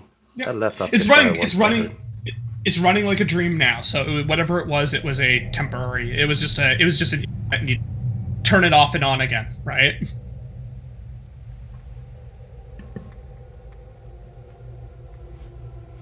Alrighty, so at the end of your long rest, everyone. Fully restored, fully rejuvenated, and nothing seeming to coming to bother you. The front door is completely covered in snow now, mind you. There's no way out. Well, I mean, you're level 17, you can get out. But at the moment, the front door is sealed. It wouldn't take much to blow your way out of there. You've got enough power. Hell, I think the druid himself could just be like, I'm gonna move some earth. Snow counts, right? Essentially. Yeah, should I get the really annoying question out the way? Like the technicality person goes, because ice is technically water. If I use water walk, can we all walk normally? And you'll go no. Actually, one second here. I'm gonna give a Google search on that. Surely not. Oh, it actually has a list of terrain. Any liquid surface, such as water, acid, mud, snow, quicksand, or lava. This was harmless ground. It emits ice from the list. Shoot. Let me double check on that. I can't see what that would be like rules is intended anyway. The rules is written, it's any liquid surface. Yeah. So I just had to get the I had to be that guy for a second. And go, but wouldn't it technically melt under our boots just a little bit, thereby causing little bits of water to form and you just go, stop, Dean, stop. If you had magical boots that were doing fire damage continually, yes. We also like stated that like even regular daggers weren't melting it.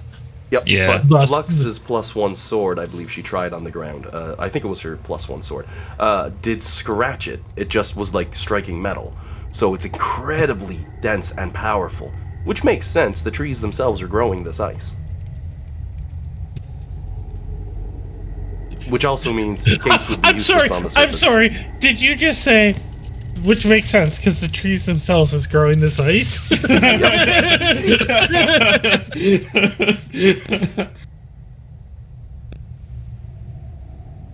that makes sense. Trees growing ice. Oh yeah. Hey, you're in hell, man. Like, nothing's going to make sense. Oh yeah, no, I realized that's why it was funny. Cause, I threw a full continent at you last campaign. Like, last week it's like, I'm just going to hit them with another goddamn one. Bam. I love it. It's like, hey, DM, what's your most twisted nightmare things you can do to a player? Well, I can do this, this, and this. It's like, hey, crank that up to an 11 and go with it. They're in hell. Ooh. What level are they? 17. Ooh. I'm tempted to go on Reddit and just be like, someone tell me some scary ass shit I can do. Give me something big and nasty. But then you might see it on Reddit and that would spoilers. So I digress. As your long rest comes to an end, I'm going to click play again on game here. People have gotten screwed by that, by the way. There are stories people have put about their players having read their posts and ruining their campaigns that way. So I mean, why would you put up the sensitive info? I don't tell anything about my campaigns. Yeah. It's better that way. If you say something, you're doing it for a reason. That's the thing. You put it on top in bold. Players from such and such a campaign don't read this, or do. I'm not going to stop you. It's like owning the campaign book, but don't read this. You know my rules. Spoilers are spoilers. You're allowed to read them up if you really want. Yeah. This is why I say the recordings might want to avoid, because holy spoilers. At least until we're done this. They make a good reference back anyway, but you now have a dungeon path ahead of you. Yeah, well, we should, I guess, forward slowly. I believe the slowest person on the party would be Bellamy, which has you all limited to 15. Nope, Nimbar. He said he could only walk half speed, therefore only can go quarter 10. speed for Bellamy, because Bellamy didn't have any add-ons or anything. So her 30 drops to a quarter, which is what like 7.5. Oof. Oh, and I would have attuned to that ring, obviously, with during the rest. Oh yeah. How high is the ceiling? Sorry. At this point, the ceiling is 10 foot up, and that appears to be a norm for this area. Would have been 15, but 5 foot is used up by the ice below your feet. Okay, cool. Thank you.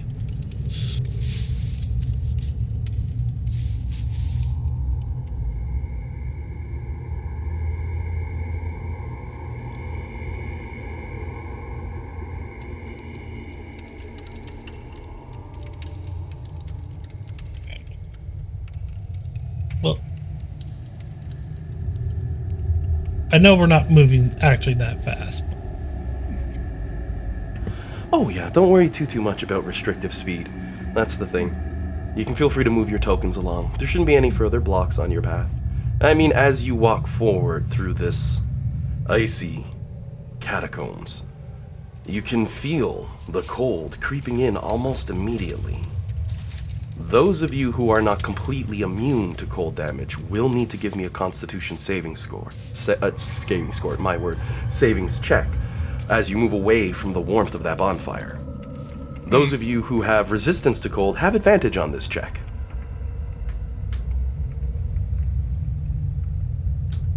Oh, everyone has advantage on. Exactly. Oh, I didn't roll advantage there. Hold on, I'll just hit it again. Yep. Alright. And I have to fix my setting because it's just not rolling. It's not prompting me at the moment. Where is it? There's a setting to always ask. Nimbar rolls another 20. Where's the setting? Did they remove that? Where is it? No, that was not Nimbar. Or Clone Nimbar. Well, still, Nimbar did it. There's too many Nimbars, okay. Quantum Nimbar. He is both Nimbar, but is not Nimbar at the same time. Yeah. So, as we walk, not Nimbar is just gonna kind of walk us with the great bonfires. I'm gonna... Is that a freebie for you? It's a cantrip. I figured. By dropping bonfires, if you keep up on them, you won't have to roll con saves. Okay.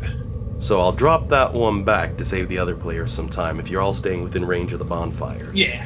You won't have to drop con checks. They'll give you just enough warm to hop from one to the other.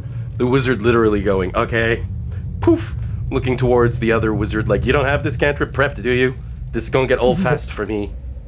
And even if he does, Isaac's like, no. For the record, only one Nimbar has that prepped. And that's the copy. Keep that in mind as you all make your way, that you'll want to stay closer together then to keep these bonfires trailing together. I mean, I believe it's a drop it and it has a duration sort of spell. It's a minute. A minute, yeah, so you have to be quick on your hops, essentially. Yeah. I will say, as he's walking, Isaac actually has, he has paper out, and he's actually marking his the route through the maze, and I'll actually say he is actually proficient. He has training in painter's supplies, so he does know how to draw and paint. Yep. So he'll actually be doing a half decent job at it while he's doing it, I think. Make backtracking easy enough. Yeah. Now, unfortunately, I walked over an area with Bellamy, so you all get a little extra view of the map, but as Flux might recall, in this area, I did say something when thump thump, so I'll say this one wall was a little clearer than the rest. Hee hee. Because it kind of reveals that there's pathing here. I had selected my character, so I didn't see it. Could we have seen... you mentioned that that wall was kind of semi-transparent. Could we have gotten an idea of how thick these walls are? At least 5 feet. At least 5 feet. Okay, that's good to know. Unfortunately, due to their organic nature, they tend to vary, depending on how Yes. thick the DM needs them to be, but I didn't say that out Yes. loud. Alright. I'll just say there's a trick up my sleeve, so there's but I do know as well that like this isn't exactly a normal situation either, so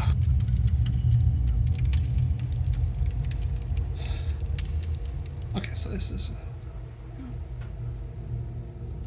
I don't think Nimbar would actually be at the front. Like, they'd be close to the front because they have to do the bonfire hopping. But I feel like... Jillian, just as a question for you, is it easy for you to move your token along on this map, or did you want me to push you to the front of the team? I know you usually lead the pack since you're a tank. Yeah, you can move me ahead. Sorry, I just wasn't off. Oh, and don't mind me, I'm not trying to rush you. I just know sometimes... Oh, why is your sword not coming with? Did they unmount on me? Yeah, they did. I'm gonna get Lulu and the sword put back on.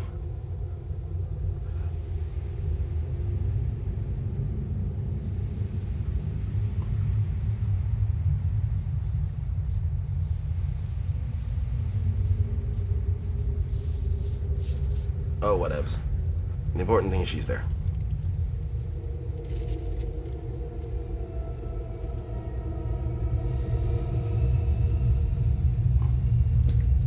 Then as you come around through these cold halls, you see something rather interesting poking up through the ice. With the top of what would appear to be a pillar, however, long since sheared off and broken, the majority of its form, around the right side that you can see here, lies still buried under the depth of the ice.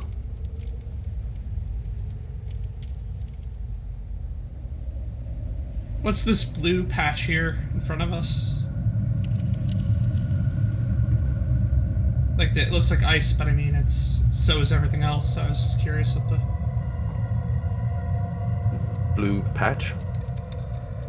yeah, these 4 squares of blue like right in front of us.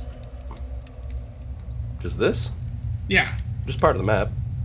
Okay. Well, no. But yeah, but I mean, I was just wondering what does it look like that makes it different, like looking than what we've already seen. This is just ice. It's around the corner here that Flux was able to first see the pillar I was talking about. Yeah, but you mentioned like we've been walking on ice the whole time. Curious what this like what made this so special that it has a different appearance than the other ice. This looks different to you? Yeah, like those 4 squares here. This stands out. Like maybe things look different on my screen, but like I can't see the floor anywhere we're walking except for in these 4 squares right in front of us. Oh, so you have no background, it's all just black? Yeah, it's black with like fog over it. I Oh, assume you that don't was just have the effect anything of the loading. No, darkness. it's the ice. There's an ice floor template here. Oh, that you should that's be seeing. what everything's supposed to look like. Okay, that's Yeah, you might. I was a little yeah. confused. You might want to do a quick reload. I have already, and it was like this last time too, though. Like that's the. Well, the previous week you were playing, the dungeon was constructed from scratch. This time it's an actual image in the background. What Yeah. you should be seeing should look like this. And I'm using a different player's view as an example. So it's not like- drawing your background image. You Yeah. may need to completely close and reopen your browser. I did already. Yeah. That was remember when I was having trouble with the performance. That's when I did that. Wow, that looks entirely different than what I have. Yeah. Yep. Bjorn, did you say something about the texture limit being exceeded? Yes. Yep. It the texture is bigger than what it laptop claims are it's- you? I'm using my Mac, but that should be able to handle it just fine. Like It that's not sounds like it can't because what you're describing sounds like what one of my friends found when I was using a map, and he's got really, and in his case it was a really old laptop. It just couldn't render the image, so he just saw like black with fog. It could be the Mac's not. It can't handle it. I mean, it can handle a lot more than this, so It's a I've 30 done a lot more than megabyte this on this background machine. image. Yeah. There's not much to it. It could just be that your Mac's draw kicked out on you and it's locked. Did you try It the could other be- web browser? Yeah, let's say it could be a Firefox issue. It might be that there might be a browser limitation with Firefox for handling. Like this is what I see right now. Oh wow, yours is completely. That's why I was broken. like. You should. That's why I was any like. of that. Yeah, that's why I was like, what's that patch there in front of us? Like, why is that different? Like, and you kept going like, oh, it's just ice, and I'm like, but it's very clearly different. Like, that doesn't. I'm gonna try it in Chrome and see if that. It And might all those, be. Yeah, it might be a browser-specific issue. And all those ghost crystally images all over your map, you shouldn't be seeing those. I'm assuming no one else can see those. No, Well, you should just see I the mean, squares. So the walls are a little off. I can see them like right there. The very edges where they creep over. Yeah. Like, and that happens just from me not being 100% perfect on building. But beyond that, give me 1 second. Yeah. What I'm going to do. I thought it was just like spooky ambiance. Like, it was so dark we couldn't even like see the floor properly, right? No, like, that'd be lazy of me. I'm loading up Jade's profile into the game. Like, it occurs to me looking at it now that obviously it wasn't supposed to be like that, but... No, but you're having some major troubles. You're even seeing behind the scene a little that you shouldn't. And don't mind me, I'm gonna delete that image, just because. Yeah. Spoilers. Sorry, yeah, I was gonna say sorry, I didn't realize that it was showing stuff I was supposed to see. I assumed that, like... So I guess what was happening is, like, some of the stuff just isn't rendering, at all. And it was showing me... Oh, that's not nice that Foundry will do that. That it'll, like, if the rendering doesn't work properly, it'll actually show you stuff you shouldn't see. Well, that's not just that. That means your fog of war isn't showing your video. A whole bunch of things aren't kicking on your screen. It's not just the one, because I'm on Jade's. Well, I had fog of war. I couldn't see things when opening it in Chrome. It looks completely fine. That's really peculiar. Yeah, I can see. I just popped into Jade's account on a second tab, and it is running flawless. Oh, I will say, I can see completely fine now with the fog of war, but I can see things ahead still, like the in this, like, I don't know if you can see. Can I ping? Like, I could see in the stuff in this area. I could still see those. Yep, and that's not good. You shouldn't be able to see those things. Yeah. It must be something with the browser, because it's not drawing the background in, but background is behind that. You shouldn't be able to see that just from fog of war. I have background now, because I'm in Chrome, but I'm wondering if I can see this because, like, it's already been revealed somehow, like, if Foundry's logic, because, like, I've already somehow seen it. Like, Foundry just considers this to be revealed terrain for me. It shouldn't, because of the way it works, but I'll do a reset on the fog of war. Sorry, this You'll have to backtrack. Was definitely not my intention to see anything that I wasn't supposed to see. It just ended up happening. Yeah, see, now it's fine. Now it looks normal. Like, I see what is similar to what was on the other screen. So you just reset the fog of war, but I can more or less see everything I saw before. Oh, that's because we have the floating sword. Apparently that has vision. And Bellamy's down there too. Yeah. So between the three of them, it'll help fill your map back out, but I'm going to manually move Bellamy to fill the map, because I think it'll fill the players' maps. You may have to move your own anyway. Just enough to get back the map as it should be. Yeah. Well, this has been a journey in Well, at least we know. Yeah. Well, yeah. No, it seems like Firefox does not like it when you hit that limit. Like the texture size is too large, it causes issues, and that doesn't seem to be an issue with Chrome. So it's probably just a different. If this is this using Canvas, like I assume this is using like open like WebGL Canvas. So if that's the case, it might just be a thing of like differences in how they approach the spec, and Chrome might allow for more than Firefox does. That's all. It will not let me delete the flying sword. God. That's weird. I'll just leave that there. I think it has to do with the mounting system glitching a little. Yeah. So Nimbar is going to send the spectral mine to like there, so that way we can see. So we see a little bit further.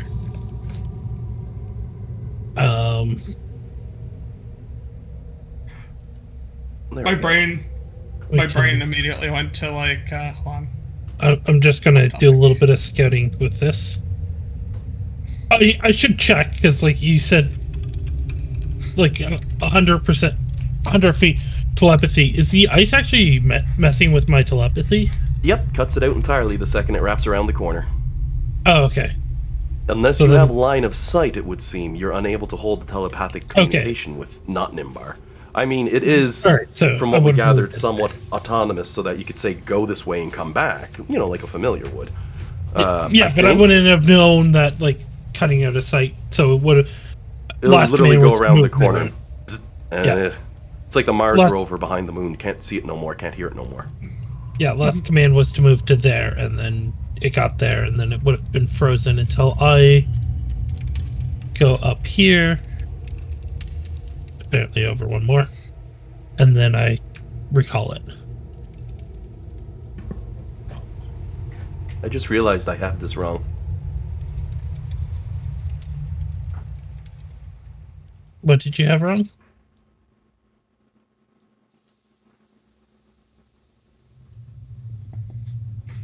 That's better.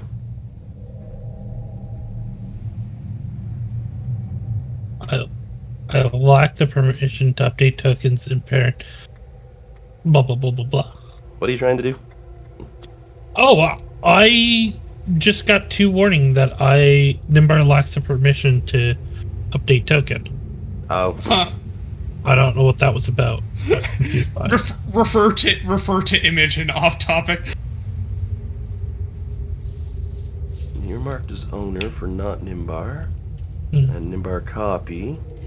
You're Yeah. marked as owner, and for Nimbar you should also be marked as an owner. Yeah, I don't know. Just a glitch. Alright, so go to the end of hall and come back. And you'll see the change I made. I switched Lulu. I've mounted Flux onto Lulu since Lulu's carrying Flux, kind of. I love it.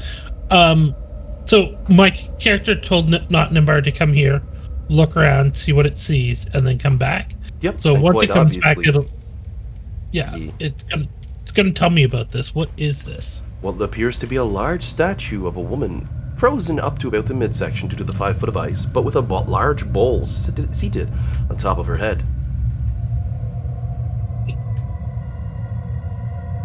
So he'll come back and I'll relay that to everyone.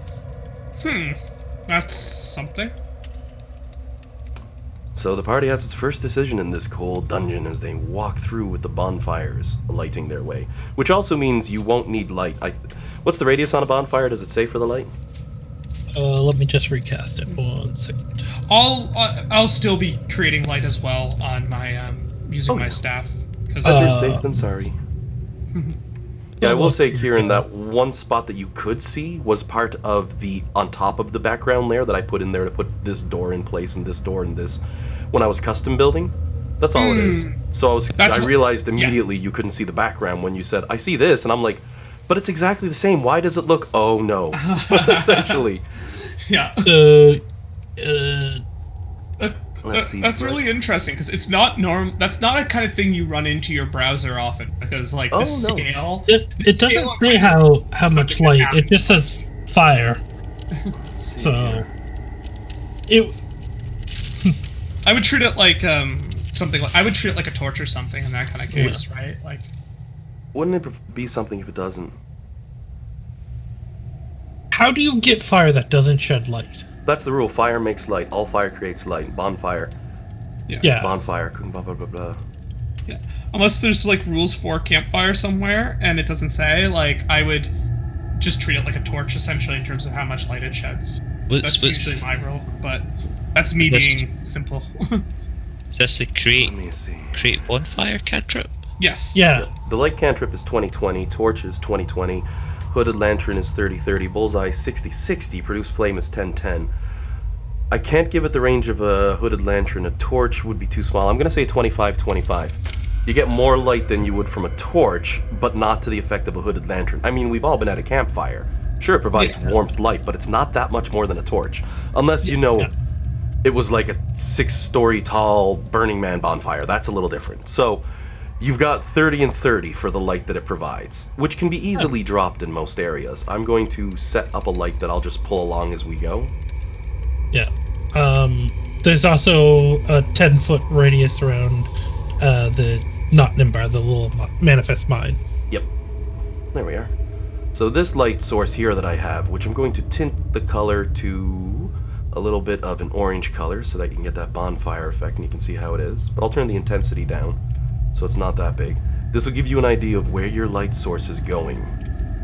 I can get the torch setting on it too, so that's nice. I gotta say, the sparkle effect was very prominent, by the way, on the no background thing. Like, it's much more subtle now. When there's no background, all you see is just like the fog and the little lights, because there's nothing. You know what I mean? There's nothing for them to blend into. And they're just supposed to be the cute light of the things. Actually, you know what? Not Nimbar. He produces a 10 foot of light, right? Yes. I can't remember if this works like this on this one, but.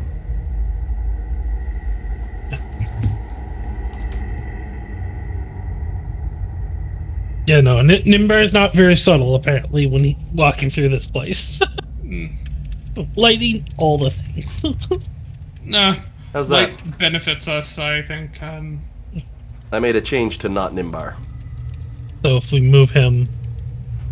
He now pulses light. Oh, you were on the magic tab. Yeah, I realize that. So if we move him, like, here... Huh, that's kind of neat. I like it. Actually, what was that here? That's not quite going as far as it should. It's set right, but it's... Oh, I see what I did wrong.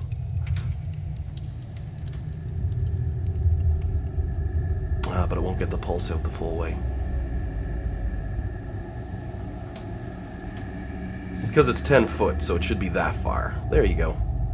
And it doesn't stand out too much against the background because I made it blue. What I'm also going to do... Flux, your flying sword, I'm going to teeth it, and I'm going to turn it into the bonfires 25-25, so you can move the flying sword around to represent your location of light. I'll summon another flying sword when you need one in combat. This just makes life easier for me. Okay. Yeah, Yep. right now, be closer to the rest of them, because we all want to heat. Well, technically, light can be cast on an object too, can't it? Is that the cantrip you're using, Kieran? Yep. Oh no, Yeah, I'm so- using create bonfire. Yeah. But, But, Oh, okay. I wasn't sure My which source he was talking about.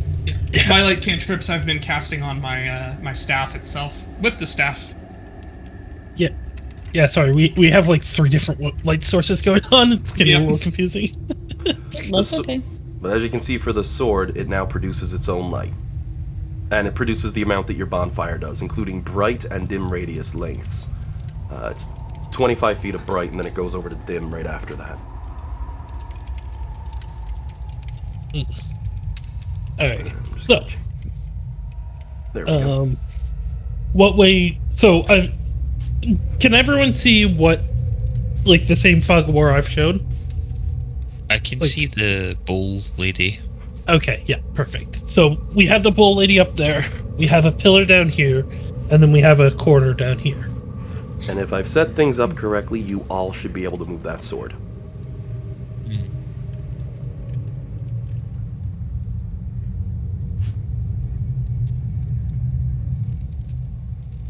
Holy God, I've been playing with my Cintiq too much lately.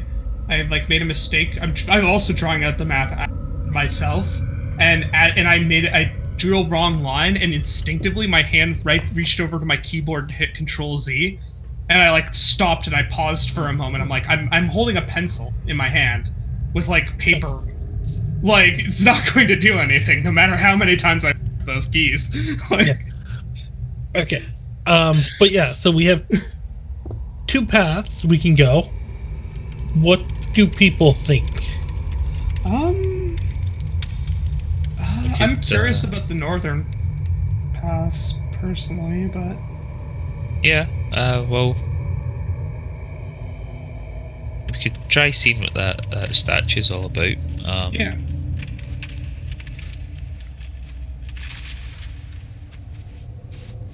I mean, traditionally, people would carry water in bowls on top of their head. I don't know exactly why, but I've seen it around in some places. We could try gives a... I'm just moving your character forward, don't mind me. Lulu gives a nice clarification. Oh yeah, I've seen a few cultures who do that. It's very easy to carry a very heavy load on top of your head if you do it right and have a training. So if you gotta transport water far distances... And she's having the full conversation while carrying Flux behind, because Flux is basically skating today with a big smile on her face like, this is kind of fun. Lulu makes a great lead. She's only a couple feet, so within the 5 foot mark ahead of you, so I have you mounted on her. Feel free to move around. And as you're all moving forward is when you'd hear a scream from Bellamy as she gives a bit of a jump. And she points towards the wall. Over here, mind you. And says, oh my god, I just saw some weird monster thing, and I swear to god it had Gargoth's face. Of course it did. Hang about. Where is Gargoth? He's at the back of the boat. The ship. Oh, yeah. Okay, right. Hey, Alec. Go ahead and give me just a wisdom check. I wouldn't put it past him to be in 2 places at once. That's fair. And just so he could mess with us. You think he sent us here on purpose just to... What, just to be a little shit? Well, potentially be rid of us. He not breaking his... It wouldn't be breaking his contract per se if he's sending us in the right direction. But if we happen to die along the way, well, I mean... Alec, you'd realize he was sailing around the island, right? Yeah. And the gigantic avalanche that you triggered completely leveled the entire plateau on top, right? Yeah.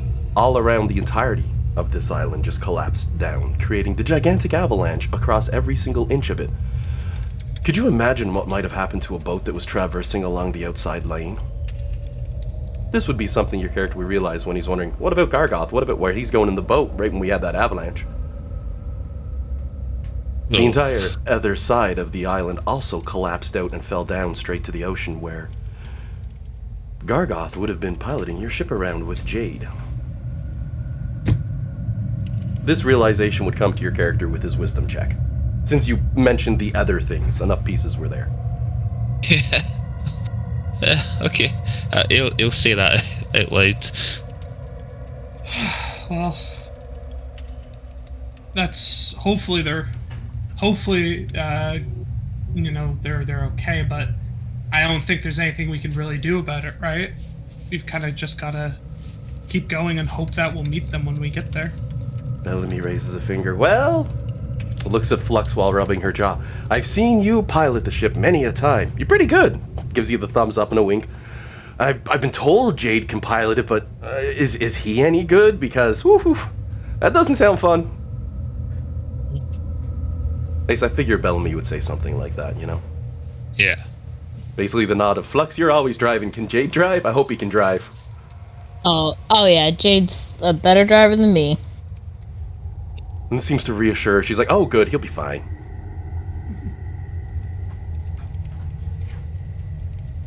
But there is the realization now that your ship may not be in the best of state. As for the statue, go ahead and give me a perception check. Anyone who wants to check it out. Yeah, alright. And I'm going to be saying right now, Bellamy's having way too much fun just staring at the night sky, which gives me an excuse for her character to be a little bit AWOL while she's away for today. Yeah. Roll. Well... Aha! Sure, I noticed sure. nothing of anything ever. I'm sure Sadness Channel will pop up in a second. Oh, jeez. It doesn't pop up every time, to be fair. Sometimes it just feels bad for you and it's like, no, I will not. Other Isaac will also make a perception check. I'm just bringing this along so you have the torch in the area. I'll shove it between the walls, provide double light. Look at that. Clever. So then, for Alec and Nimbar. And Nimbar. Oh, I'm just waiting. Seeing if anybody else is rolling. No. Alex, Nimbar, and Nimbar. Yep. That's why I said Alex and Nimbar. Didn't have to you be forgot about specific, they Nimbar. both passed. It's all inclusive, they're the same, but not. I'm my own person, they say at the same time. Jillian, you rolling up a perception check to check out the statue? I can, yeah, sorry. I mean, it's not great, but we'll see what I can do. Oh, Yeah, worth a shot, right? I mean, I have a -1, so you know. A +6. That's actually pretty damn awesome compared to the rest of the team, to be honest. Yeah, Alex got you. I think Bellamy might because, well, with the half skills and all that, and Jade would because, well, he's a rogue. Oh. But I actually have to check. Yeah. I just realized I should probably make, when we have nature checks, I should probably make a roll, because I'm actually trained in nature. So, it's noticed by everybody with a 15 or higher. You, except Flummonoxus knocks this one out of the park. As she's skating by, you can hear the team saying, "Oh yeah, look, this is a strange statue. I can see bird scratchings all over it." And Flux has to tell Lulu, whoa, hold on a second. Lulu's like, "Oh, I was having fun." Brings you over to this area, because, you know, Lulu was just going up and down the hallway. Like, "Oh, this is awesome." Comes into there, and Flux, with her massive 21 on perception as she rubs her chin, gives a point and says, "Isn't you know with a glance, that's just a bird feeder." Huh. I will report back. And in inspecting it, you can find the somewhat remains of old seed and straw in the bowl on top, and the scratch marks would make sense for birds and etc. And it would appear that this was in fact a bird feeder. I'll see what kind of scraps or crumbs I have in my rations and leave some in the feeder. Question: is there anything I can glean about the like looking, examining it? Of like, is there anything I can glean about like where this might have come from? Like, I don't know if my history skill at all could be useful here. Oh, by all means, you can do a history check on the statue. All right, because I'm curious, and Isaac is a nerd, so he'll. Can I assist him? Oh, by all means, anyone trained can assist. Or, All right. Then I'll roll a second one for the advantage. Alright, so probably the first one then. I bring Bellamy up to par. Here we go. Same for Flux. Let's get her to where she need to be. Oh, no, I'm supposed to take Lulu. And since I can break the rules, I can go. Okay, I don't know what you're moving, but every time you move that, it says user number lacks permission. Interesting. Oh, wait a second here. Why is your owl left behind? You know what? I'm going to delete him off. Oh, was he? Let's see if that might have to do with it. Where is Sir Junior? Configure permissions. All players. Ah.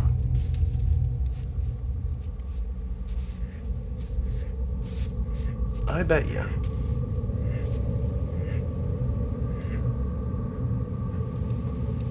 That fix it? Nope, number lacks permission. That is strange. I don't know what's causing that. Hey. Can he lick your stitches? Oh, poor puppy.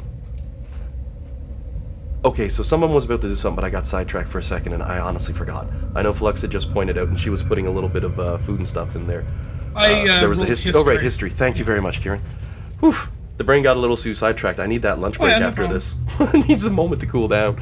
As you give your history check on a 27, glancing over the statue, you try to find some disconcerting feature or some special design, and so you can go, "Oh yeah, this is a statue of such and such, Persephone from the Greek mythos," even though that doesn't exist in D&D. But the honest truth is, you glance this one over, that you can confirm is it's a very generic design that you've seen before, often used by the wealthy. By having the head on the pot on top of the head, it signifies a sort of servitude which you'd see in most people who would be working for the wealthy in a garden. Yeah. So this would at one point have been a gigantic garden maze. Yeah. The bushes around you, instead of ice, would have been made of grass. This would have just been a bird feeder set up there with no distinct specific design other than to look pretty. You're pretty sure if you could flip it up, you'd see the name of the artist carved on the bottom of the plaque itself. However, this thing would require 2 fluxes to move, so you know. So I would be able to probably gather then that it is more of like a contemporary like statue, yeah. like one you'd expect to find somewhere, like in some person's manor in the Sword Coast, and not like nothing exotic. Aesthetic and pretty, but nothing special. Cool. All right. Just Well, a you know bird what, feeder. I'll comment on kind of how I What it Yeah. does imply, however, that this was to someone's have garden base. a 10-foot giant statue with that well designed just in here means there's more of them, but the only type of people who would have those would be very wealthy. Yeah. So this came from somebody's some rich person's estate, it looks like, and well, this is interesting. I wonder how this came all the way here to Kenya. So as the party debates if they're going to continue this path or go back the other way, I think now would be a good time for us to take a quick 15-minute break. yes. Want to come back at Sounds like a good 12:40? plan. Yep, sounds good. Yep, sounds good. Awesome. I'll cut the music down and pop up pause, and if there's any luck, I'll remember to turn pause off when we get back. So we'll have to remind them. Probably. All right, I'll see y'all in 15. Yeah. 15. You guys. Oh, boy.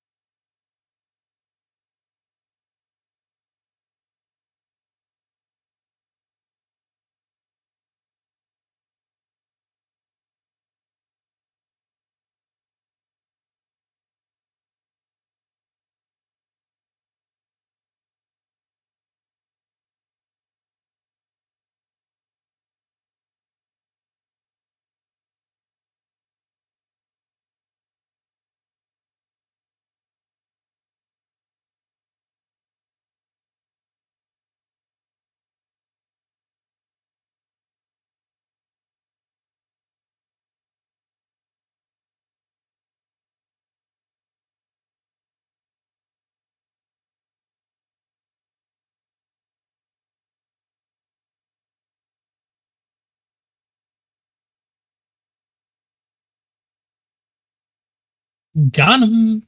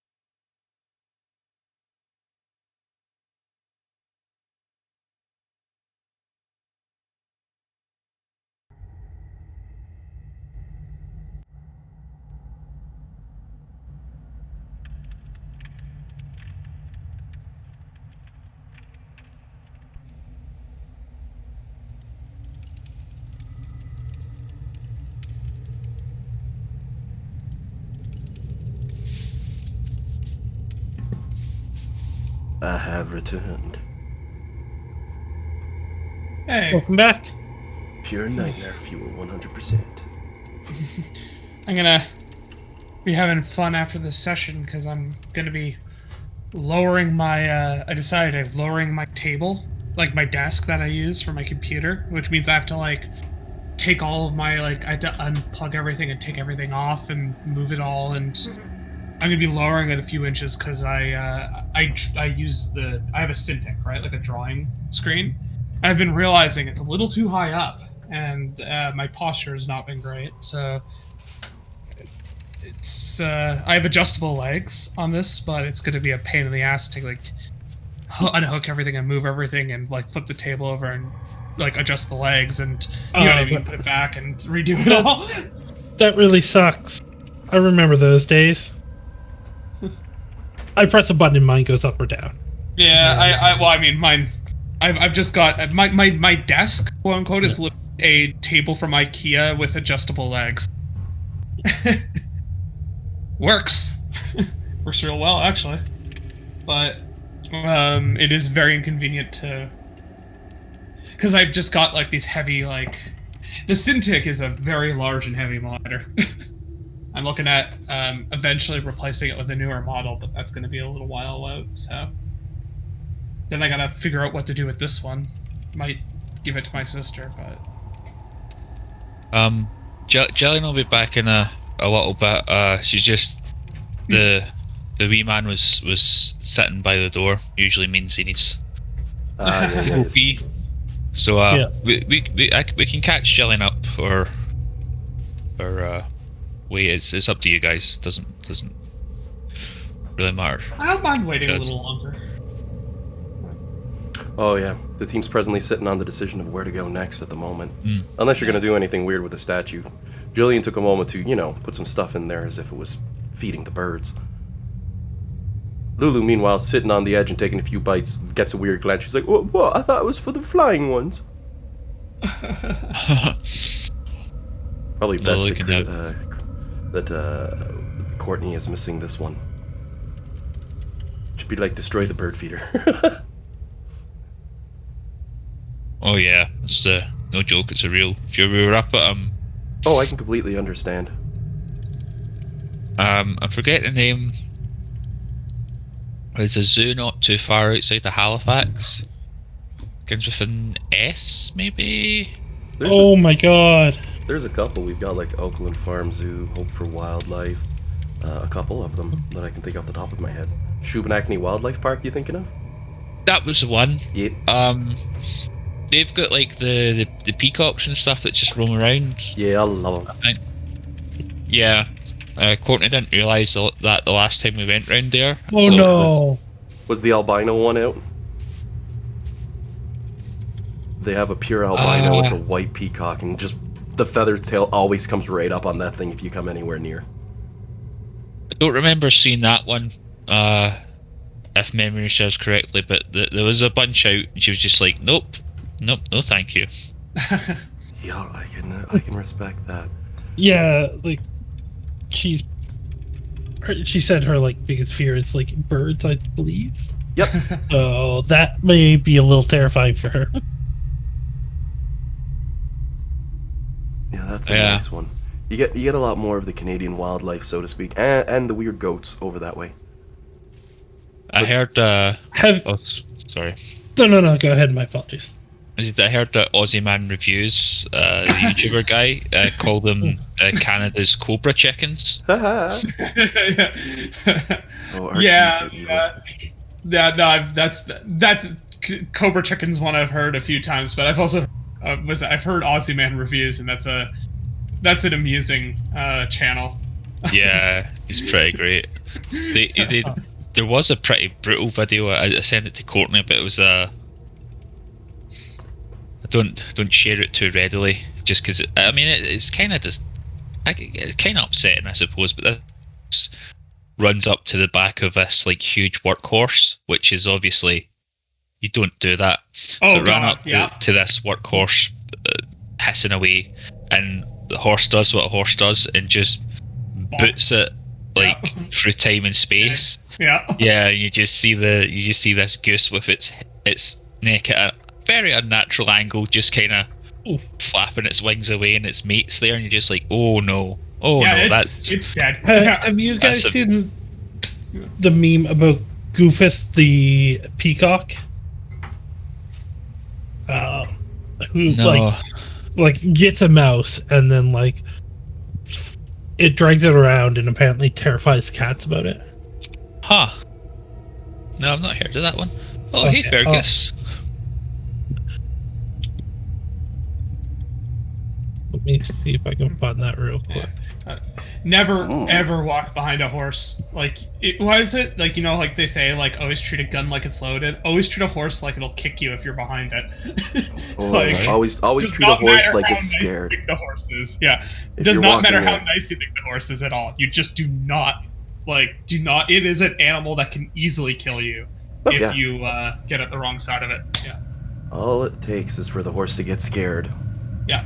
Something spook it, and horses spook so easy, man.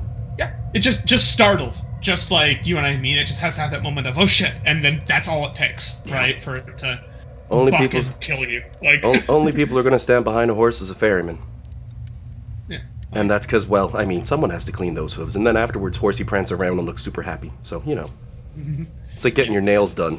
I'm a little jealous of that. They come out and they're like, "I got my nails chromed. What you guys think?" For God's sakes, love it. Though I saw the weirdest thing, somebody was showing it on Facebook, and this is misinformation on Facebook at its finest. It was of course, yeah, a resin hoof for the horse, right? And they're like, oh, look at this, it's so much easier for the horse, it's easier on them, they don't do anything. And I sort of lean in like, a horse's hoof has to be able to breathe, and that's cutting it off. That's actually going to destroy the hoof. What they're showing is a medical device, so that the horse can be healed in a problem it's having. That's not a new type of horseshoe. We still use iron. Yeah. You can't do a full resin cover over the whole thing. It's bad for them. The end of the heel has to breathe. But that's a great medical device that we use for repairing horse hooves that are damaged. As near as I know, we don't have a resin-based horse hoof. No, that would... yeah, no. It's just not an easy thing to do. It's just not practical. But a full resin cover for... It's kind of like putting a cast on. And I mean, if you can heal a horse that's damaged, you're lucky, because... There's a reason the phrase says, out to pasture, right? Yeah.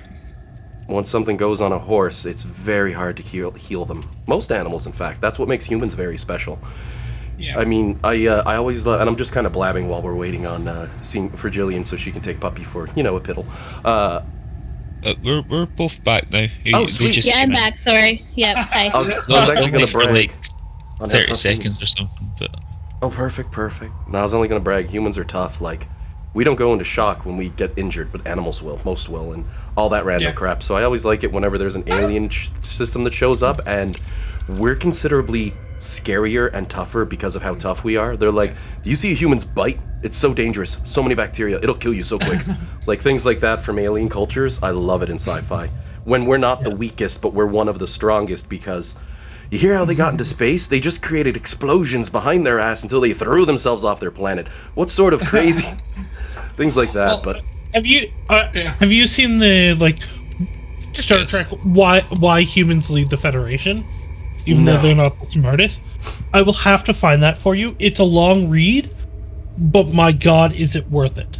oh man, the It's entire Star hilarious. Trek. They put so much work into that too. That even the comedic offshoots are awesome. But couldn't get on with Discovery. But I digress. Since we are all back, because I could blab on that sort of stuff for forever, let's hop back into it, because Jillian's character, Flux, she's giving her hands of dust while Lulu's eating a little bit out of the bowl. Flux might give her the side glance, and Lulu's like, well, I'm pot bird, while flapping her wings, right? I couldn't help myself, it was tasty. Unfortunately, true to Lulu's statement, she really couldn't help herself, and she cleared the entire bowl dry. Oh my god. And that's, as all of you might remember, not her fault. Yeah. Kanya. It forces you. Kanya. She just went for a little bite and she's like, oh, I'm done. Oh no, what have I done? It was so good.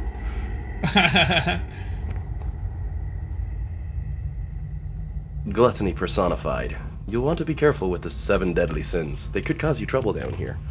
But the question now remains for the party is a simple one. Essentially, left or right?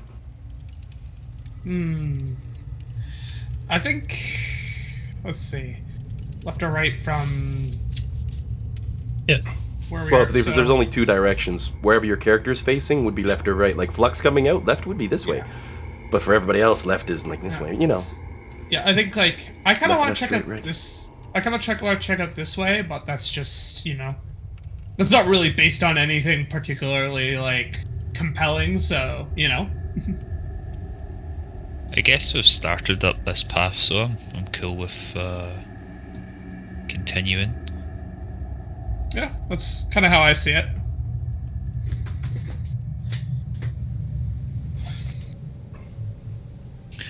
If you wanted to make things a little easier, you can always just move one icon for now and then catch up.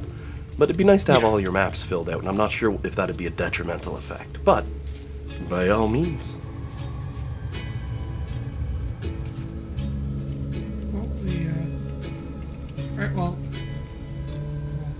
look around this corner, see what we see. It's more hallway. Mm-hmm. Lots and lots of hallway.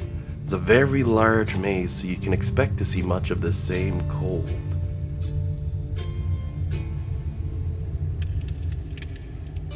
And ironically, that bonfires you keep dropping do have one other major advantage. If there's ever an anti-magic field, you're gonna know it in advance because the light'll cut out.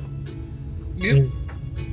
Same with Not Nimbar. You know, the spectral version of yourself, if he goes that way.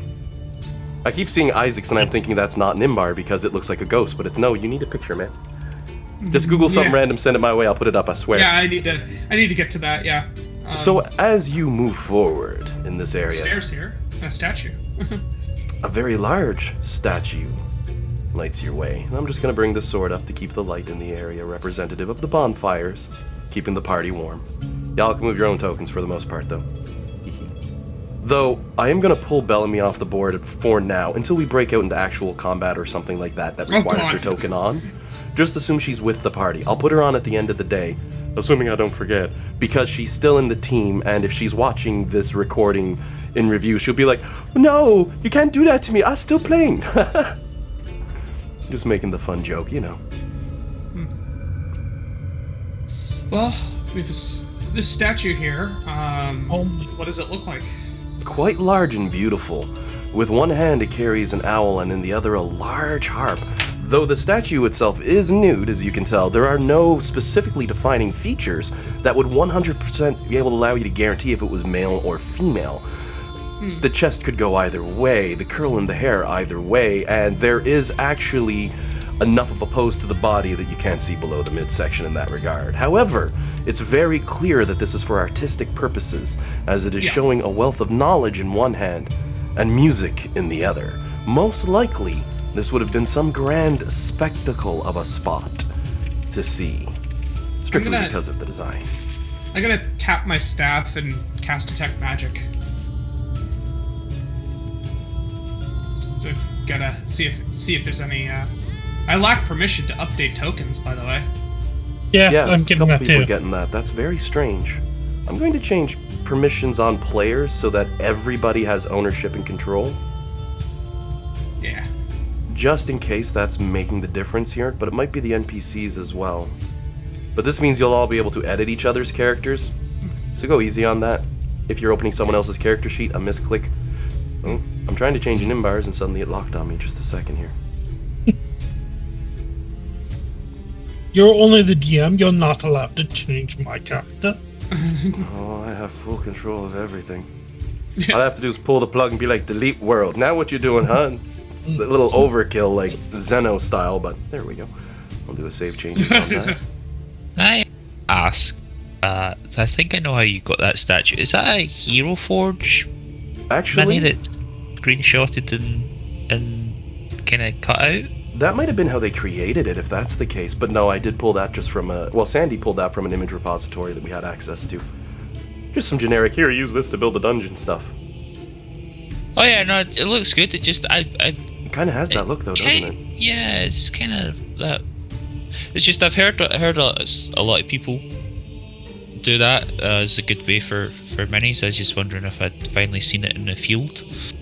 I would be... I've been tempted to do it, but I just haven't bothered because I can get them so quick with a glance. There we go. Sorry, I had to update it. I did the same for the NPCs. Hopefully that fixes the problem as well. It might be that your creatures you had coming with you are giving you trouble. So then, back to this. It actually probably is a Hero Forge mini by the look of it. That base is the giveaway. That's clever. I like that idea. I might have to start doing that for statues and stuff. Custom dungeons. Cold dungeon. Very miserable. Bonfires everywhere. Very comforting. Statue. Quite lovely. Detected magic. Just the ice. Okay. If I examine the statue, am I able to glean anything from it in terms of, like, historical or religious or any sort of, like, meaning, or is it just simply a Same piece sort of art? design that you would see. It seems to match the same stonework and style. Probably from the same artistry family. I have to be 100% on these things, but glancing at it and with your previous roll, you can say, oh, look, more of the same sort of fun design. Anything beyond that, you're always more than welcome to roll perception checks or knowledge checks to try to determine exactly what. But for this one, I'll spare you on the knowledge check. I think they were trying to go for like an Athena look, but that's not a thing, so... It's just knowledge of... knowledge of the book and knowledge of the arts. Oh yeah, I was just curious if it represented like a particular thing, or you and I mean. Oh yeah, no. Or if it was just a more generic, or not generic, but rather more general kind of just an image of, Vecna. you know. Is Vecna. Oh Big god. bad Vecna. Just there like, I have all the secrets, but I ain't telling any because I'm made of stone. Looks really nice though. Again, very large. Quite the nice construction. Which now leaves you with another choice. To your right, as you make your way up through the cold hall, you see 3 paths you can take. To your left, a pair of stairs going up.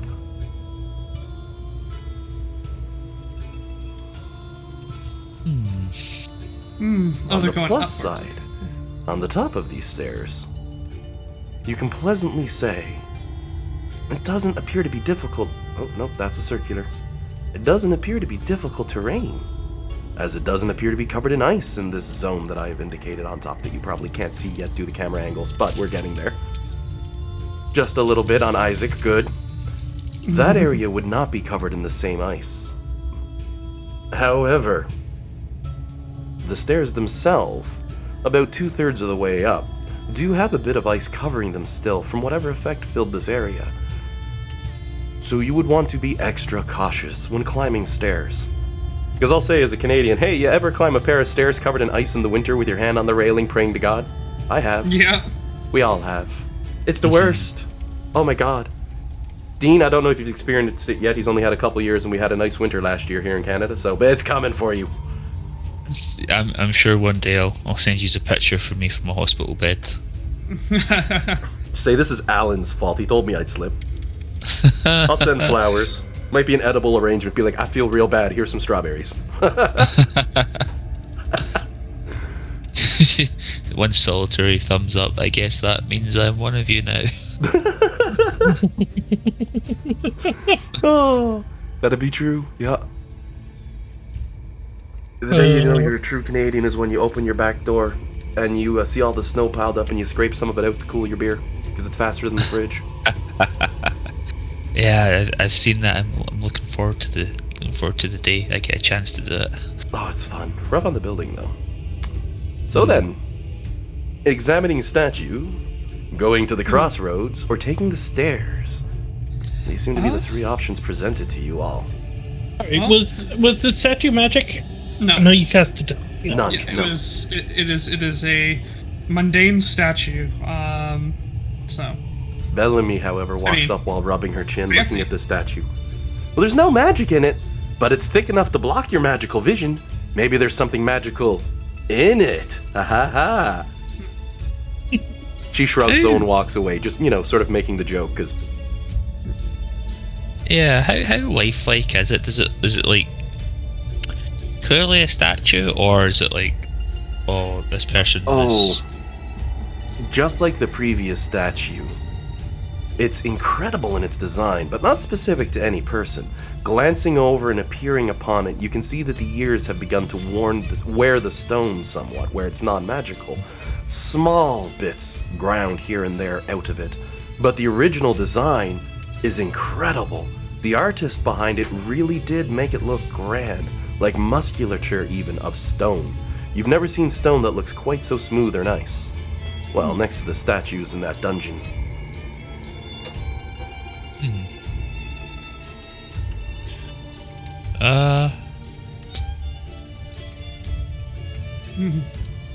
Is there anything?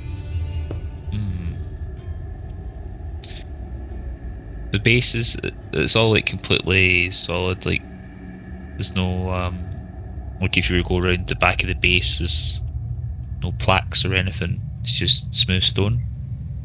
Smooth stone. It looks like it might have had etchings at one time around the edge of the base here at the very bottom at close inspection.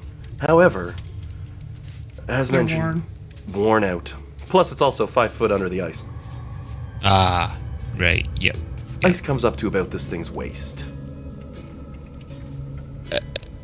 Okay, and the owl looks like the objects it's holding look like they were there from the start. They're not separate pieces. Admittedly, that seems to be the one problem with this statue. The owl, not that great. It's really nice, and it's part of the same stone that constructed the statue. You can see where it's connected to the hand, even though it's carved nicely. But the owl's shows the amateur hand to whoever crafted this. The harp, on the other hand, looks immaculate and incredible. But the owl... Wonder if it was done by an assistant or something. Odd that the part that represents knowledge shows a lack of it. It's a curious thing, isn't it? You'd think that, There's nothing peculiar about the owl besides the fact that it's just kind of clumsy compared to the rest of the statue? Nope, not that you can tell from taking a glance at it. If you reach out and touch the harp, does it react as in any way? Yes, as you reach out and touch a hand to the harp, you feel a soft vibration from the statue itself, and it starts to slowly chime soft music into the night's air. Huh. Some sort of mechanism. to do Bellamy that? snap her fingers and point. I told you there's something buried in there. The logical assumption being something is inside the stone that's obviously blocking magical vision, but seems Yeah. to be able to create music through the stone. Again, I will say, and this is because someone aced that history check on their knowledge above 30, you know what I'm saying? Such a thing is not uncommon in a very rich flower garden. Yeah. It seems like, in general, this place was some wealthy person's kind of place to show off, and somehow it ended up here, but, that's neat. I'm curious where those stairs lead. If this was a hedge maze, right? Like, then, what's with the stairs? And sorry, were the stairs going up or down? They are going up. Image accurate. Actually, they don't do the best of job. The other one had better shading. I do better on a different stairs, but those are going up. Yeah. Well, do we want to check out the stairs first, or do we want to keep exploring down here? We can go up the stairs. Just go try something. I'll go get a few bits of seed from like a ration pack or something and offer it to the bird or touch it in some way, see if that does anything. Nothing seems to happen. You place a small bit in front on the hand, on top of its head, things like that, but it doesn't seem to trigger anything. The statue merely continues to create music. Softly, quietly.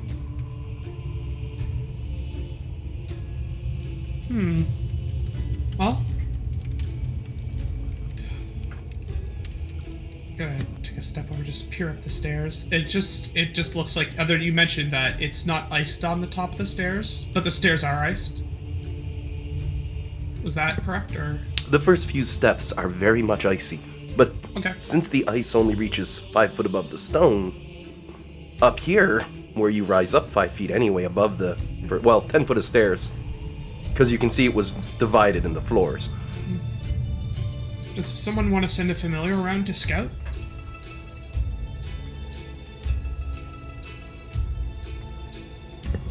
Oh, and I will point out, I- I realized I made a mistake when I mentioned the size of the dungeon earlier.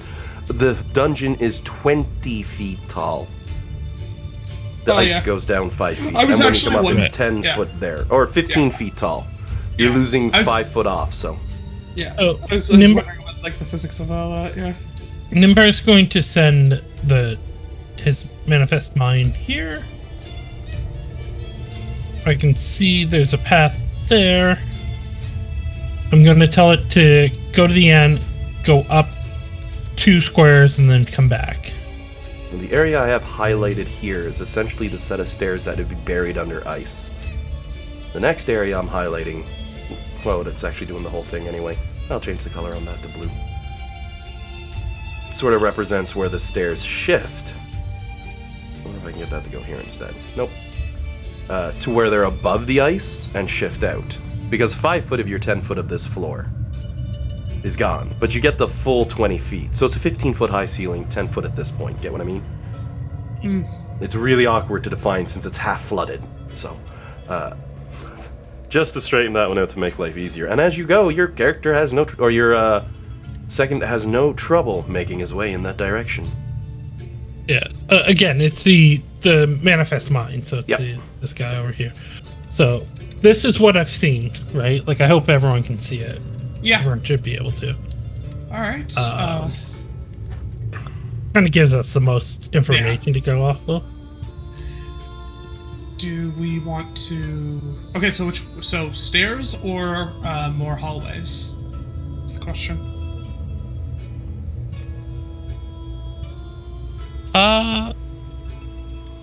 Yeah, let's try going up the stairs. The change in terrain seems kind of interesting. Yeah. All right. Who wants to go first?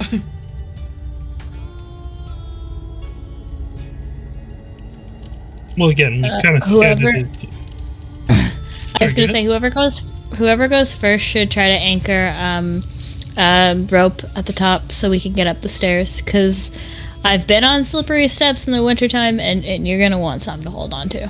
I have my ring to help me, so I can walk up Well, the for stairs. the people who don't have rings, can Yeah, maybe somebody so- tie a rope? It's Do at you wanna- that I was gonna say, point, do you want- I will say, Flux notices suddenly her feet are slightly lifting off of the ground and she's floating up into the air. Lulu looks look like at Lulu. massive vein popping out on her head. She's like, no, I can do this. Hang No, on, Lulu, hang on, no, hang put on. me down. No, Lulu, no. You're hovering about 2 inches off the ground and she carries you the whole way, slowly lowers down and sits on your shoulder with a small huff like, whew, just sit here for a minute, I'm okay. Whew. As she drags the Okay, two of you up the Lulu. stairs. What? You're the best elephant ever. You're the best olifant ever. With all 10 of her strength. I'll walk up the steps. So am I the only one who's having a hard time on the terrain? Like, does Well- anybody else need the rope? I'll need Isaac's it. gonna have to give me a roll on a d20. Just a straight up roll on that d20 as you climb up those stairs. Unless you're like flying or something. No, I'm just You're like, "Pff, icy steps, I'll be fine. Deck save. even though I have the ring of free action. Hold on, let me read up on that one. Make sure it's not a thing. It says difficult terrain doesn't cost me any extra movement. I guess technically that doesn't say anything, but still, like.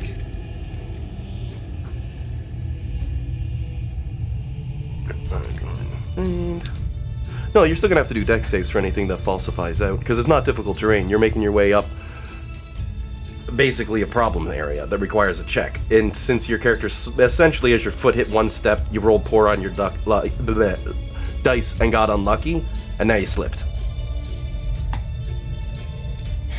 Difficult terrain's a completely different thing. That's why you're not having trouble on the ice, right? Anybody who pops up those stairs by foot, you're gonna have to roll a d20 to see how lucky you are. And if you're lucky like Isaac, you'll just walk up the stairs and be like, those aren't even slippery, what's your problem? Alright. Meanwhile, Not he's in- thinking, haha, I got an 18 on the check, up yours, Alan. By the way, Isaac's still casting the reduced person on Nimbar, the original. Yeah, I would be tapping you every minute with that, because that's about how Yeah. long it lasts, right? So So. Nimbar just in the palm of the hand, just kind of floats up.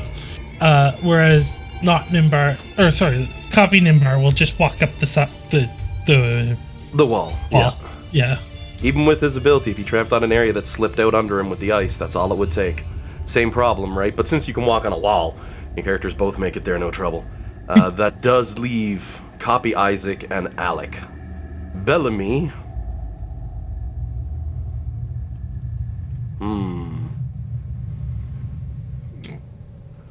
Let me just pull up her character sheet while the rest of you are thinking about what you're going to do. I have an idea. Copy Isaac will walk up, and you want me to roll a d20? Yep. Oh, you're fine. Honestly, the odds are in your favor. It was a 25% chance, so when you rolled a 3, I was like, ouch! But you're also high level, so slipping on a pair of stairs isn't necessarily easy.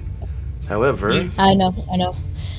Sorry, Jim was just telling me I was on mute, and I was like, yeah, I just noticed. Oh, yeah. I was gonna just use one of my magic swords to put a hole in the ice, and then stick my pitten, I don't know what they're called. I'll stick that into it and anchor the rope. Floor or wall? Anyone who needs it. Well, I Into thought the I wall. had said that, but maybe I did not. Yep. Alrighty. No, when you said the ice, I just needed to be clear. So you should bring your sword and drive it into I the probably wall. did say that, yeah. Well, yeah, to just make a hole for the... As anchor. you do, roll a con save. Everybody roll a con save, except Alec, Oopsies. because you weren't up the stairs yet. Yep. I was just waiting. Jillian, you got a trap. I should be able to open that for me. That being said, I'm sure we've all hit traps by now. Oh god, yeah. I definitely hit them more than most. I don't know. I think Dan...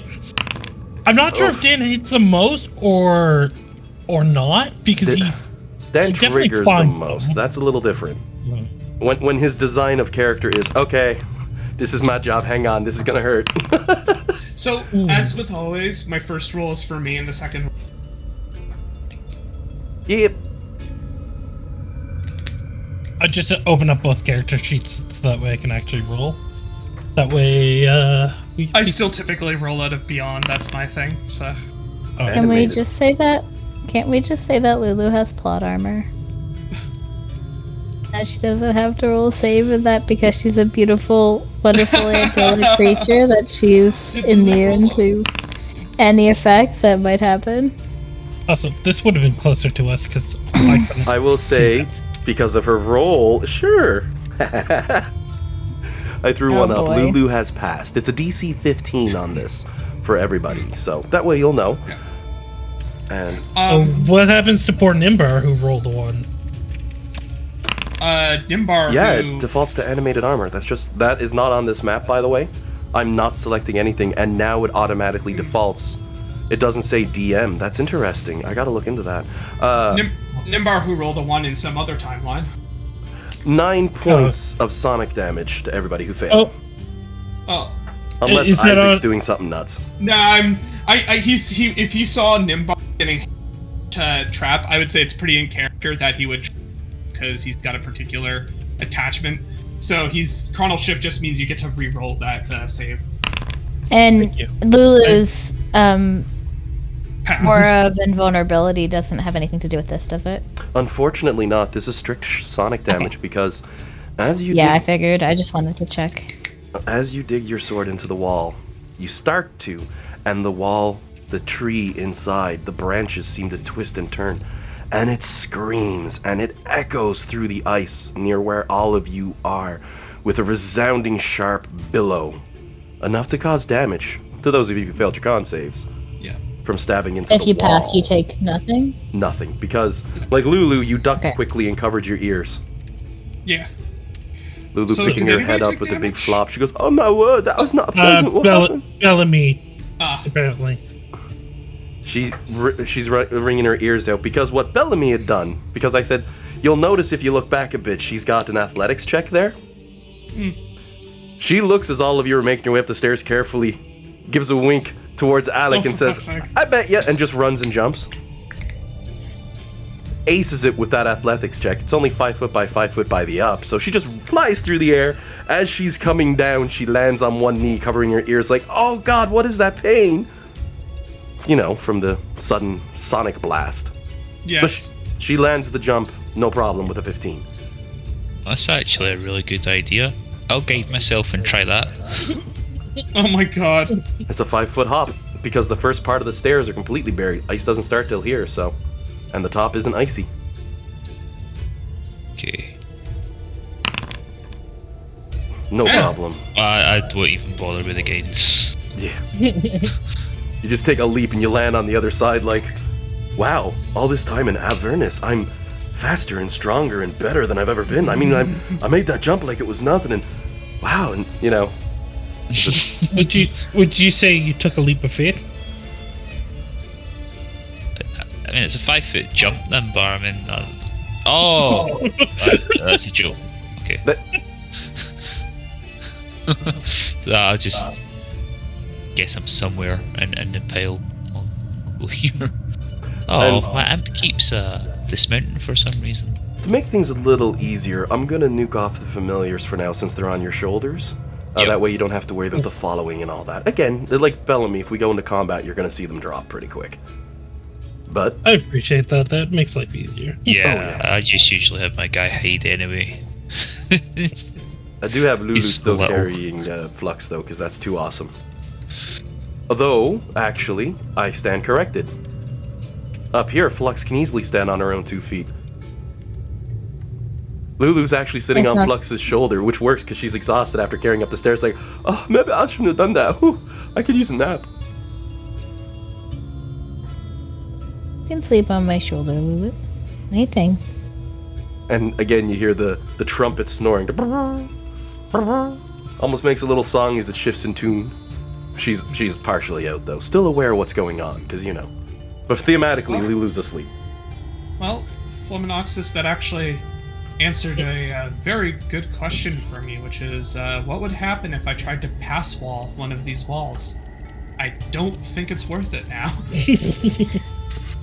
That's very true, but just keep in mind that I damaged the wall, which is what set them off. So if you can go through the wall without damaging it, they might not hate it as much. Pass I mean, wall- Yeah, pass wall will make a temporary hole in the wall, which they might not appreciate. Right, okay. Jillian, Flux Yes. did she damage the ice earlier? On the floor. Yeah, I had said Sorry, go I ahead. did it on the floor.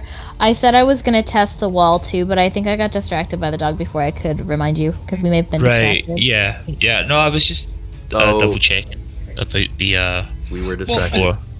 I think when she tapped the floor, though, she also said she only just kind of scratched it. Like she didn't try to use a lot of force as opposed to actually pushing her sword into the wall, right? So it might have not been enough to upset the tree. Right. Yeah. Just my theory, anyways, right? Like, DMS remained silent on that one. 'Cause, well, I mean, you get the smile and the nod and the thumbs up from me, like, hey, I like the way you're thinking.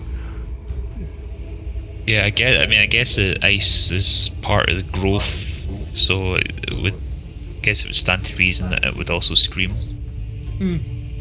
yeah, it's leaves, right, or something of that nature, right? It's a part of the plant. In It a does weird make way. it a bit more sentient than your average plant, though, if that's the case. Yeah. But of course, Um, being a magical plant, God only knows now.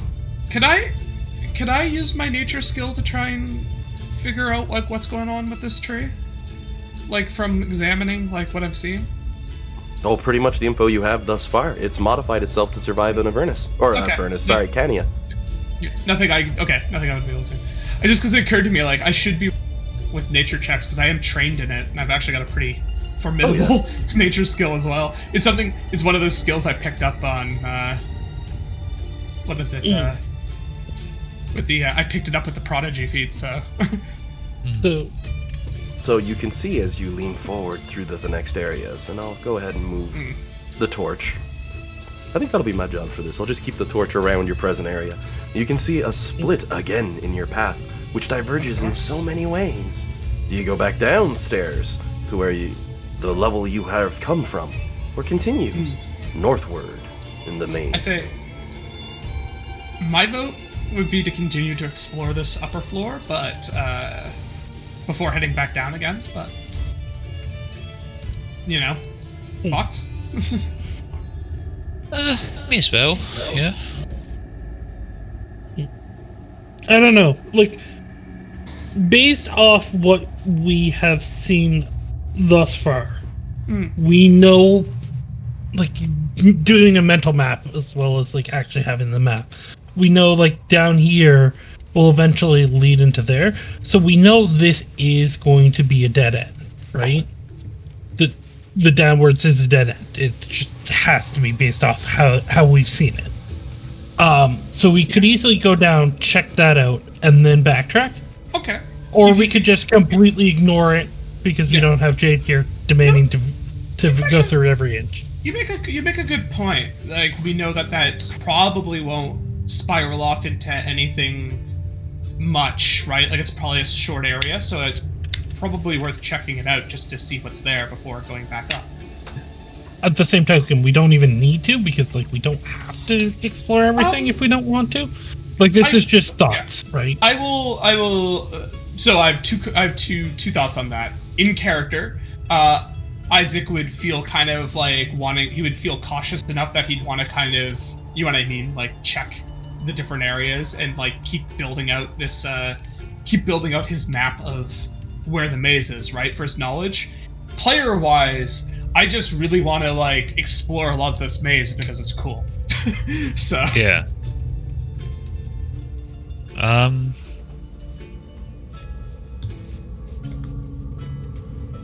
Friend asking me if I want to play WoW Classic, and I'm like, I'm playing D&D right now, but later.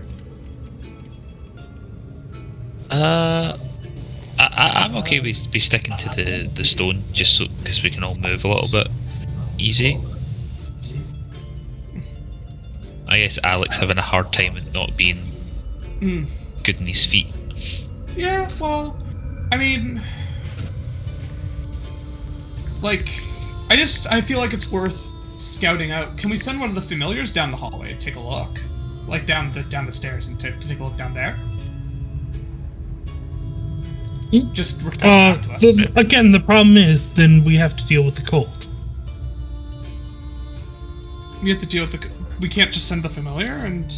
The familiar will have to the familiar would have to deal with the cold. Okay, that's also, fair. given that these walls seem to block telepathy, is another issue. It kind of makes sense, the living interior of a creature. Which means if telepathy is blocked, you may find other features and abilities that would cross through these walls also blocked. Oh, well, I was just saying, like, send the familiar to go fly around and then fly back and say hi. Oh yeah, I'm just giving you the heads up. They're going to be probably in radio silence for a few minutes. So, Yep. Oh yeah. which But means is if that they some- screw up and they get themselves killed because a boulder falls on them because they're not paying attention, I can make it seem so much worse. Oh, yeah. Well, Sir, point of- cold resistant. yeah, they're cold. Are they cold resistant? So then, Yeah. yeah. Is So one could spare a minute, right? Are they cold resistant? Yeah. How? I don't know. It says it on their character sheet. Does it? Yeah. Mine? Let me pull- Not all of hell's hot. Some of hell's cold too. Like where we Oh, right. Yours is an imp. Mine Immune is to just fire, owl. poison, resistance to cold, and non-magical physical. Yeah, so I suppose yours could theoretically do it, but it would have advantage on the con save. Yeah. It would Right. definitely be it definitely would be like annoying for it, but you know. Well, what's Alex one Kamashai? Yeah. And I will point out, when you attempted to summon your owl as an imp to come back, it came back as an owl. So you were like, oh, that's good. On that note, your owl will confirm that it doesn't presently have access to the imp form on this layer. It seems to be specific to Avernus for that, so... Gives the note that if Kamashag ever swaps out, he probably can't swap back. Yeah. Kamashai. Which is perfect because we wanted the owl anyway.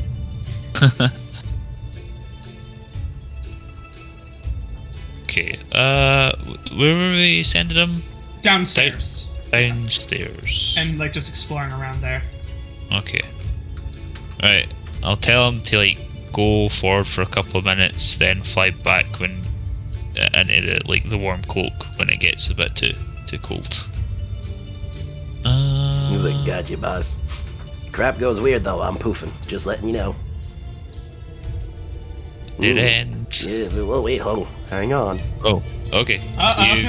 You. Oh, I didn't import my table. Oh, do we have an encounter table for the maze? Certainly seems like it. Oh, boss, looks like a dead end. Nothing too bad here. That's good. Okay. Woo! Okay. Now, correct me if I'm wrong. He can see invisible, can he? Yep. Yeah. Space. It could be anything. It could even be a dead end. This doesn't always do him too much good. The mystery box. Okay.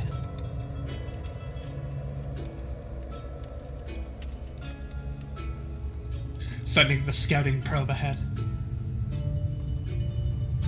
As he continues to move his way forward, he sees another set of long hallways. One on the left, then one on the right. A choice must be made. Of course, at this point, the familiar can no longer communicate back to you. Yep. A roll a die. Figure out which way he goes.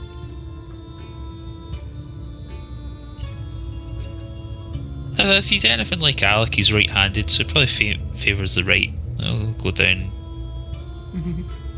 Well, as I'm looking at it, it's right, but if he's looking at it, probably left. So I don't really know how that translates. Yeah, that way. Alright. As Kamashag goes around the corner and starts trying to make his way through. As you notice, I've taken control of him because as he turns the corner, he... Unable to go and get the way we thought he was, sweet. Kamashag's signal cuts out. Alec can be quite certain something just killed it. The signal cutout was what's his name? Yeah. Switch to him, Dagu, like, wait, what? No, what? Where'd he go? Signal's gone, something happened. Well, alright. So we know that, or at least you know that there's something's gone awry, like you no longer feel your familiar's presence at all? Mm-hmm. Something nuked him. Well, you gonna share that with us, or you just... Oh, yeah. Sorry. So we know it's been nuked. We know we technically don't have to go down there. Yeah. The question is, do we want to go down there? yes. Do we want to figure out what happened down there, or do we want to just go like, oh well, poor Kamashag. And Poor move on? Kamashag sounds like the DM killed him off so he'd finally lose his imp form. Say goodbye to that advantage. You gonna resummon him, by the way? Well, it takes an hour. It doesn't take an hour for me, but I'm that's fair, not gonna summon him just now. I'll summon him back at like a rest. Yeah. Actually, I think it's about time to bring Walter back too. Once we have a rest.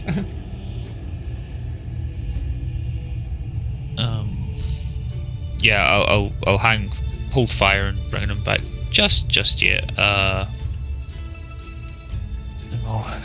See how it goes. I mean, I'm always one for. I'm from a contentious people, so I now have a new blood feud for whoever hurt my imp. But it's up to you guys. He knew the risks. I will never ask my imp to do things I don't tell him. I'm willing to check it out. Yeah, I would back you up. We could go and see what's going on. I'm not very sneaky, but I'm a good person to push through the door first. But no, I'd be willing to go and look. Yeah. I think it's a good idea to know what's down there, because here's the thing, whatever's down there isn't necessarily stuck there either, right? Guys, keep an eye on Lulu for me. Lulu, you keep an eye on these guys for me. Lulu gives a nod and a quick burp of her trumpet as she's starting to wake up. Oh, it's all good. I got the magical invulnerability. I'll stay in the middle. We'll be okay.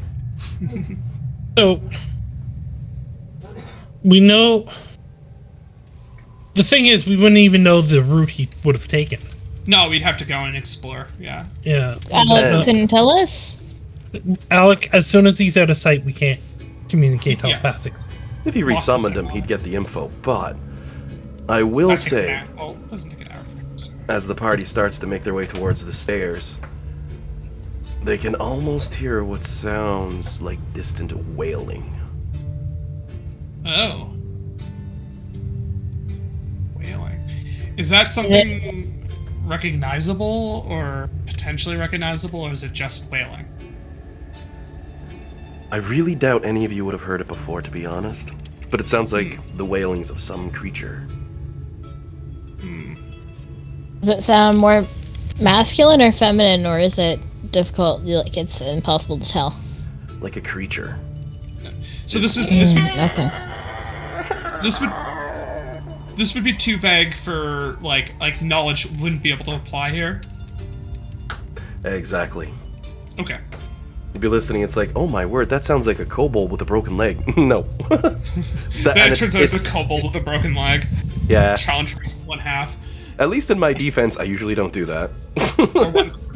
What challenge rating are kobolds in this? Like the base? Oh, I think they're 1/4 actually, just regular. Yeah. I mean, if they're just regular run-of-the-mill kobolds, I feel like that's what they are, but I could be wrong. That's just my first off the top of my head. That's what they were in 3.5, and I was wondering if that 5e aesthetically. Yeah, they're kobolds. That's the Icewind Kobold, 3 kobolds in a quote, and it's a challenge rating 1/8. Oh yeah, love them. The standard kobold, yeah, challenge rating 1/8. There's not much to them. Even a zombie kobold, challenge rating 1/8. They get you with traps and volume. Yeah. Well, that's the thing. Yeah, like if you're fighting kobolds, smart, or goblins for that matter, you're not just like zerging them at the players. They're using the terrain, and they're using traps, and they're using like their numbers and position and everything to their advantage, right? And I mean, kobolds even have a racial ability that lends to this, don't they? Like the player, if I recall correctly, the player character version of them has like specifically as a trait about like fighting like as a like pack tactics type way. Oh, so many nasty moves like that. They build them that way. Yeah. It's the whole idea that they're weak individually, but they can definitely be dangerous as a group.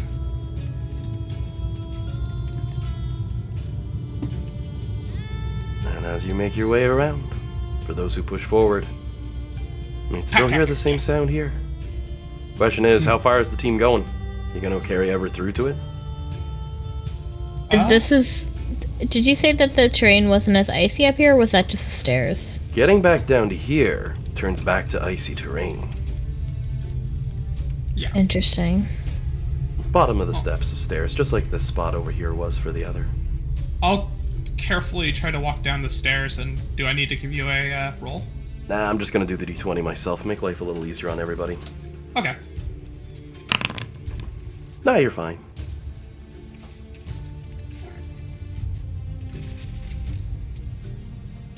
And Isaac 2, the sequel. Yep, still okay. Nimbar walk down the what's it called? One on the wall, one on the floaty hand. Yeah. Oh my god, this thing is so annoying. Occasionally the spell tracker thing will pop up and just not go away. Like like you mean the pop-up, or like the little pop-up, like the pop-up stat thing. Yeah. Oh, me too. I hate that because it always gets in the way of what I want. I mean, I like it during combat. Oh yeah. So like, I would rather it on than not. But I just wish it had better hover detection. That's all.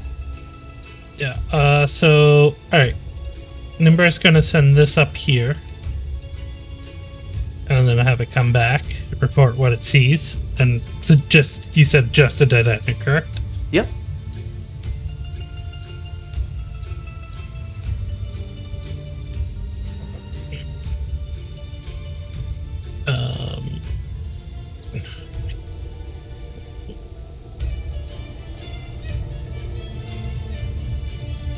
Okay, so when we get here, we get to the point. Clearly Everyone's hear the traveling wailing together. coming from around the corner here. Alright, so the wailing's coming from down there. Let's send this to go scout it out. Probably a good idea. Not corporeal. Corporeal.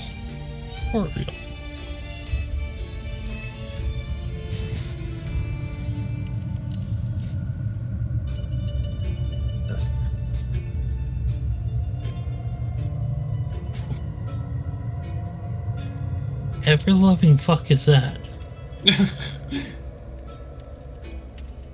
Okay, you were actually rotating it. Yeah, just having fun. I was just watching it spin. I was like, what the hell? So it looks like a pillar that's fallen over? Would that be a correct assessment?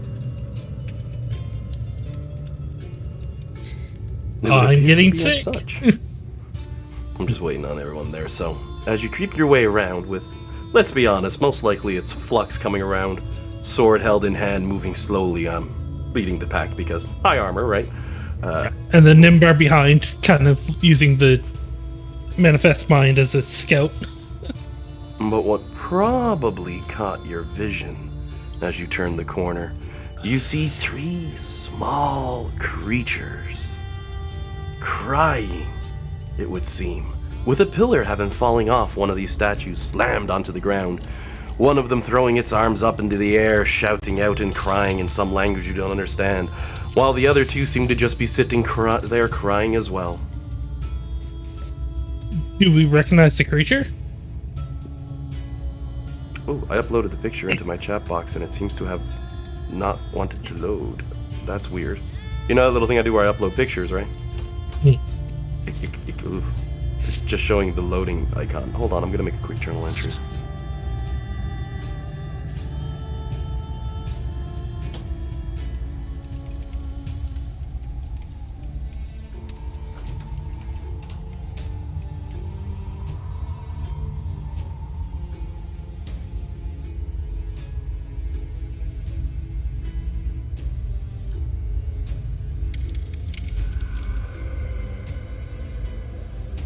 There you go.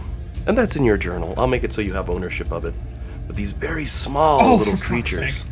barely this bigger than a dinner fork, as you can see. I know where those are from. Oh yeah, definitely. I had to reference them. There's even a nice little quote on the bottom that says exactly what they are and where they're from, but I mean meta-knowledge. The Wingas. Anyone is more than welcome to do a nature or history knowledge check or arcana, though it's probably going to go in that order of difficulty. Alright, well, I will do Arcana. Well, I do a history. So broken.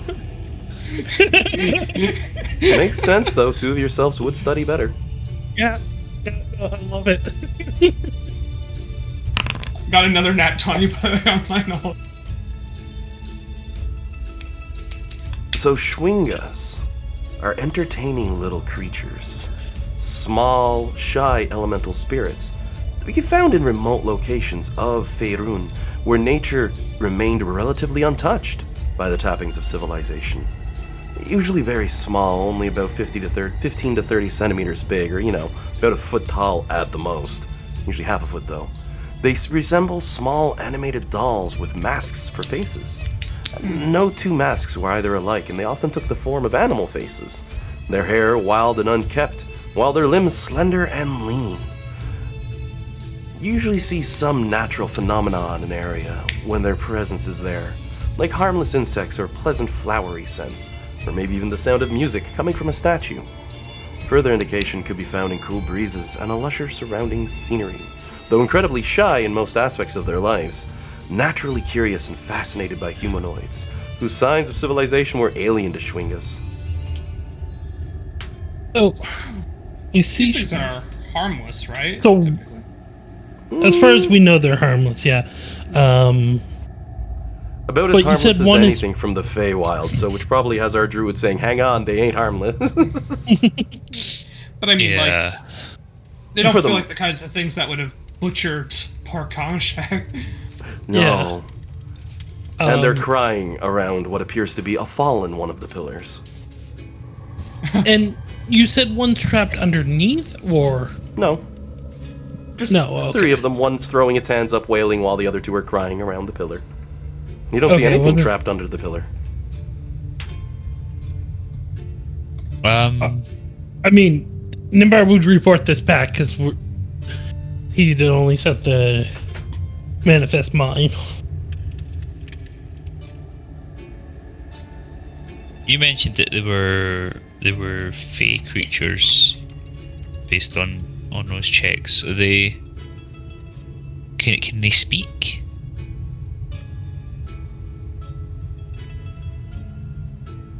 I think he mentioned us not once, understanding the language that they were speaking. Oh, they were just wailing in tears. Let me double check on Ashwinga.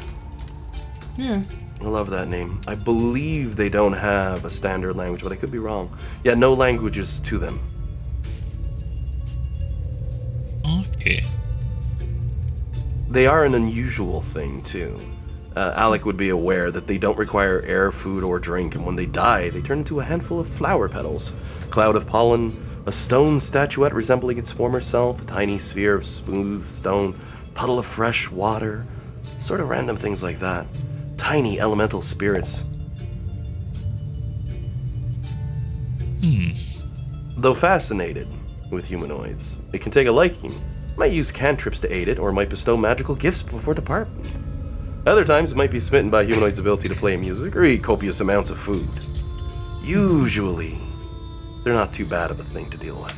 Yeah. But like anything from the Feywild, you want to be careful, because they might just get you. Do you figure that Konshak got crushed under the pillar?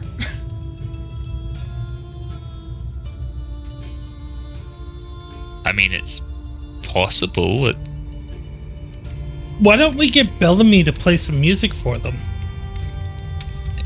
Yeah. See That's if we that's can a bring good them idea. over. She's like halfway tuning her violin, already on it, and starts to drum out a nice melancholy strain for them. They seem to calm a little bit from it and sniffle, and just sort of still crying over the pillar. If you Yeah. does someone want to lift the pillar? See if there's or try to lift the pillar? Let's try to see if there's something. I'm wondering if there were 4 of these searched. Yeah.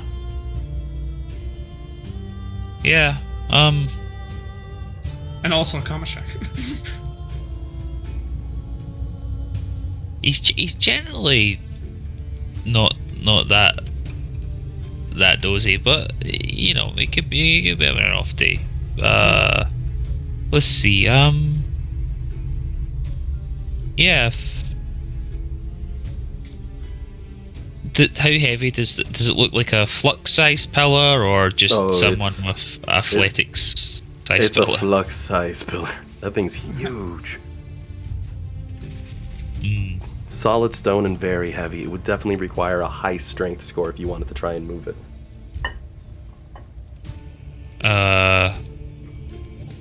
I'll try. Again, You're Sorry, all just go ahead. looking like, what are we gonna do about this stone that's gonna be a pain to deal with? Meanwhile, Flux like goes by like she's on a jet ski, right? I got this. Lulu like fluttering along, tugging. I didn't roll great. 21 Considering though. what my score is for athletics. yeah, So- sure. I rolled an 8. As you walk up towards the pillar, the Schwingas dart and they move back away in a little bit of a fear. But when you set hands on it and start lifting, they start cheering happily. And with a powerful shove, you're able to lift that pillar up and push it back on top. of the basin that it once came from. In such a way now, mind you, that it won't slip off again. The Schwingas jump and look around confused as they start patting the ground underneath it, scratching their heads as they seem to commune amongst each other. After a few moments of this, however, they all look up towards you and they start bowing, and you can see that they are somewhat grateful for what you've done.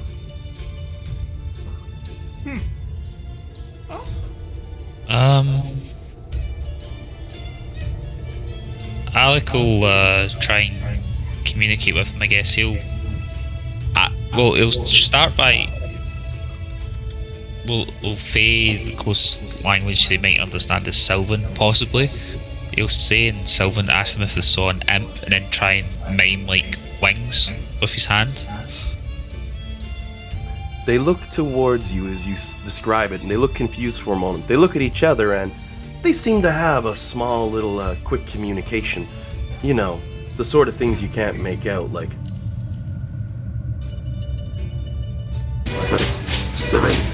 Whoa. Sorry, my system crapped a brick. That was me. I clicked the sound effect, and I'm like, why isn't it loading? And then my computer's like, hey, guess what, buddy? They look towards each other, and they make some sounds like between each other in a form of communication that only to such small pixie-type creatures could be understood. They nod. They look towards you, and they look down sadly, and then at the ground while nodding. They raise their hand up, and they seem to create a flower that comes up in a red leaves and blooms before wilting away. Pretty much confirming that, yeah, he was here and he got crushed. For those curious, now you would recognize this right away for Alec. They were using Druid craft, a cantrip that you're familiar with, of course. For the wizards, you'd be like, whoa, that was his, oh, yes, of course. You know? I give him the first step on that one, but... I guess he'll show them that he's okay, and he'll resummon them.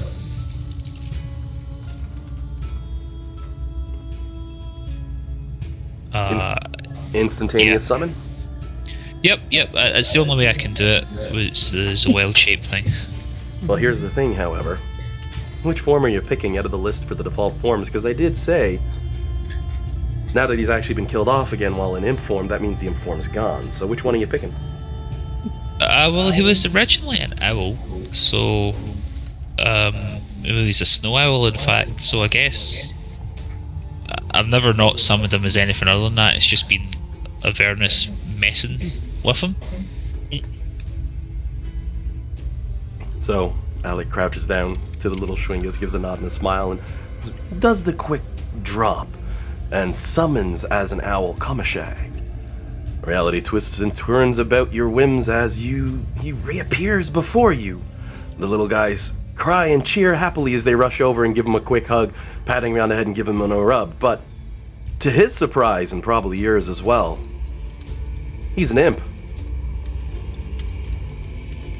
And he looks up and he's like, hey boss, you figure out a new way to do this? I thought you said owl. I thought so too. Yeah, when I did it, I got an owl. That's interesting.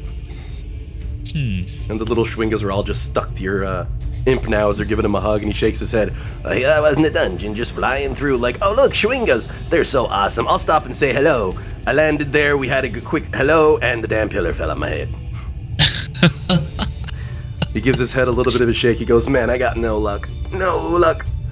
However, since Flux was ever so kind as to help the Schwingas out, you notice one of them right now is tugging at the edge of your pants near your armor, but they can barely catch on to anything that'll get your attention. They've been there for like a good minute. You only just now come to notice. And as you look down, it gives a smile up towards you and nods once and touches the side of your armor. And you see a glow because the Schwinga has a wonderful ability that once per day, it can target any humanoid it sees within 5 feet and give it a supernatural charm.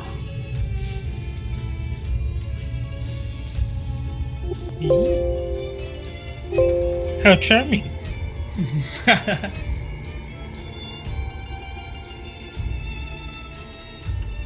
Sending her what the charm does via message. I'm pulling it up. I'm just going to do a random roll, but I accidentally closed the page. So just 1 second here. Oh. I would never make that mistake. I had it open, but then I closed it because I had treasure open instead, so you know. The only downside is I know where it is. It's like page 229 in the actual book. For the online one, I'm still getting there.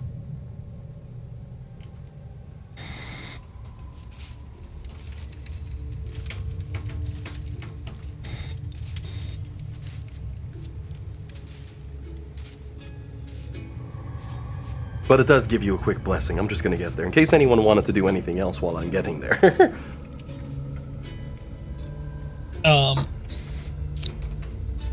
Campaign, so... Yeah, Go I guess ahead Alec if you have would an just idea. be theorising that maybe my guy's still an imp because he spent so long in Avernus compared to your guy. The other thing is, when we left Avernus, my owl was an owl, and yours was an imp. Nimber is going to cast Prestidigitation and just kind of make little sparks and do a couple of these to kind of play with the Chewingas a little bit.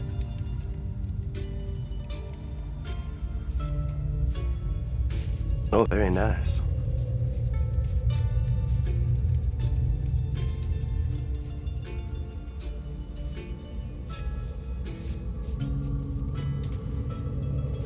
As for your charm, Jillian, I just did the roll for the table. Had to put it up. It's in the same place you find blessings. It is a charm of feather falling. What this does is this charm will grant you the benefit of a ring of feather falling. These benefits will last for 10 days, after which this effect will vanish from you. That's handy. Most of the charms are, this lasts for a bit and then goes away, or you can use this 2 or 3 times, then it's gone. Wait, what was the charm? A Feather charm falling. of feather falling. Oh, that's awesome. Meanwhile, Isaac, you've noticed something very strange. What's that? One of the little Schwingas has managed to sneak up on you. Oh yeah. Let's Sit see it on your shoulder. Maybe playing with your character's earring if they happen to have one, because you're a wizard. I have no idea. Otherwise, he might have been playing with the dangle or just grabbed onto your hood for a second, but now he's just casually seated on your character's shoulder, looking around. Hello.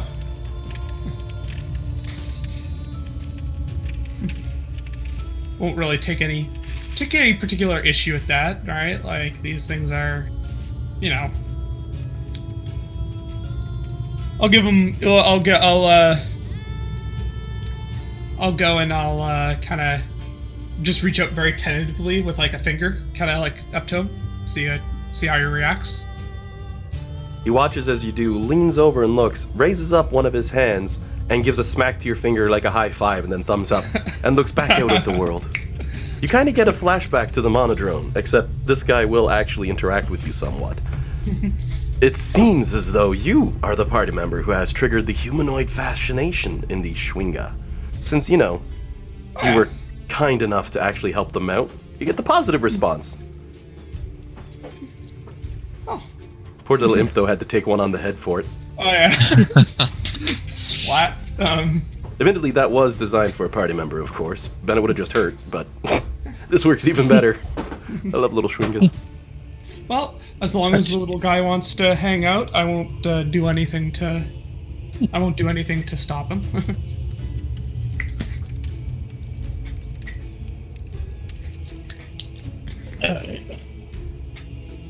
Well, Nimber will go back up here and kind of send the manifest mind to kind of scout the other side.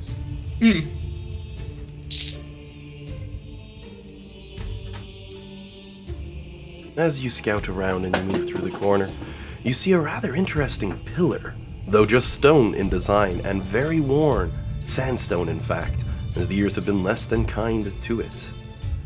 Around the next corner, you can also see a number of paths which you can take.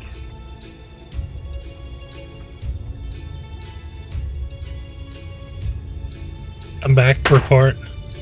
Nimbar will kind of get everyone to kind of move a little closer. Because, again, the fire source has to move with me. Yes.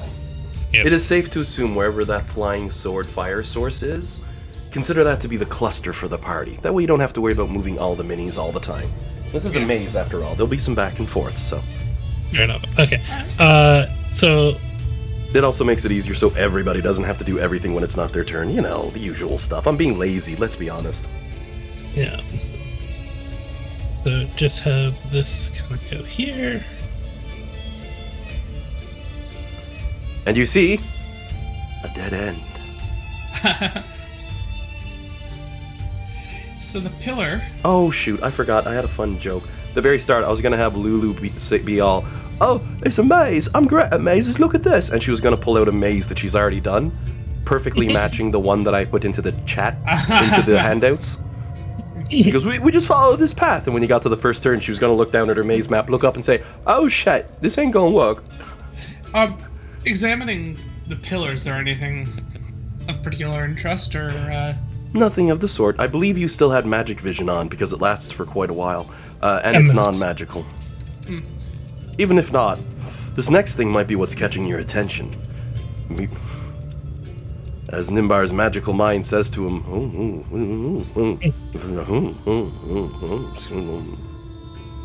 a strange altar seems to stand before you.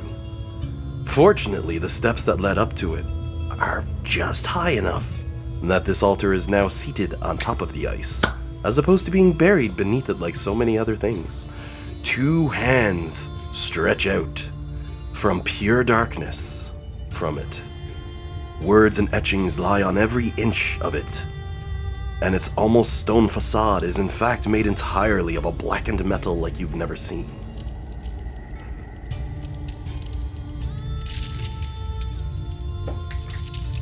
Bellamy gives a nod as she looks at it, rubbing her chin. I know a pachinko machine that looked like this one time. Maybe I'll just throw some coins in. Looks back at the rest of the party, gives a wink, you know. So, first of all, any magic showing on it? Radiating. Any particular schools, or is it just... Multiple sources of power emanate from this force. In fact, Arcana check it. Sure. And, what is it? Can Simulacrum Isaac give me assistance on it? I love how broken that shit is, yes. he's also trained, right? Just consult with myself real quick.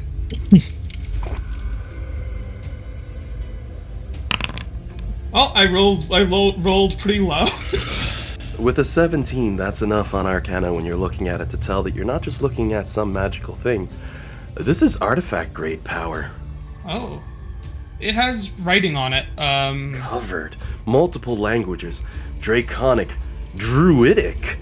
Even. The druid tongue that almost no one can read. Except like monks and druids. Infernal. Monks read it? Celestial. I don't think monks can read it. They could understand it, but I don't think they could read it. There's a way that you can get the ability to read and see and hear all languages with monk, and the overlap lets you do it, but the right reading of it, I don't think. But, you know, I only went there because I was having a bit of a joke. So, is there anything interesting I could read in Celestial, Common, Draconic, Dwarvish, Elvish, or Infernal? It's all a blend of multiple things, but you can see that they're pieces of spell components layered on top of each other in order to forge whatever the hell this thing is. Mentions of destructive capacity and something about stopping gods. Hard to tell. You're gonna need a full-on identify for this thing. Nimbar. Alright, so, sorry, not Nimbar will... Copy Nimbar is going to cast Comprehend Magic. He does... I will say, before you burn that... No, it's a ritual. Oh, okay. I was gonna say, now, before you take the time to cast it as a ritual, it is confirmed that you would need to cast Identify on this thing, that they're parts of a spell. I realize. That's why I said that the copy's casting Comprehend languages. Whether or not how long does it take for the ritual cast though? 10 minutes. Yeah. And while we do that, I'm going to cast, as a ritual, Identify. Jihad Maha. What does the druidic component say? I was just what's doing then. The druidic components, the only thing the wizards cannot read because they cannot read druidic. Nobody can. Even with comprehend languages, I don't think you're allowed to read druidic. I think they block it, but I should double check that.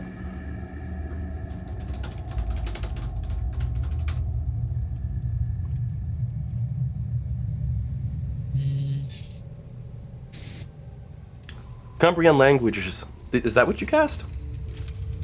Comprehend languages, yeah. You understand the literal meaning of any spoken language you hear, understand any written language you see, but you might be touching the surface in written words. Doesn't decode secret messages in a text or a glyph. So if it's like encoded, or if it's so otherwise like something that, like, just because you know the words and you know the language doesn't mean you understand the intended meaning, I guess would be Is it like the Google thing is, Translate?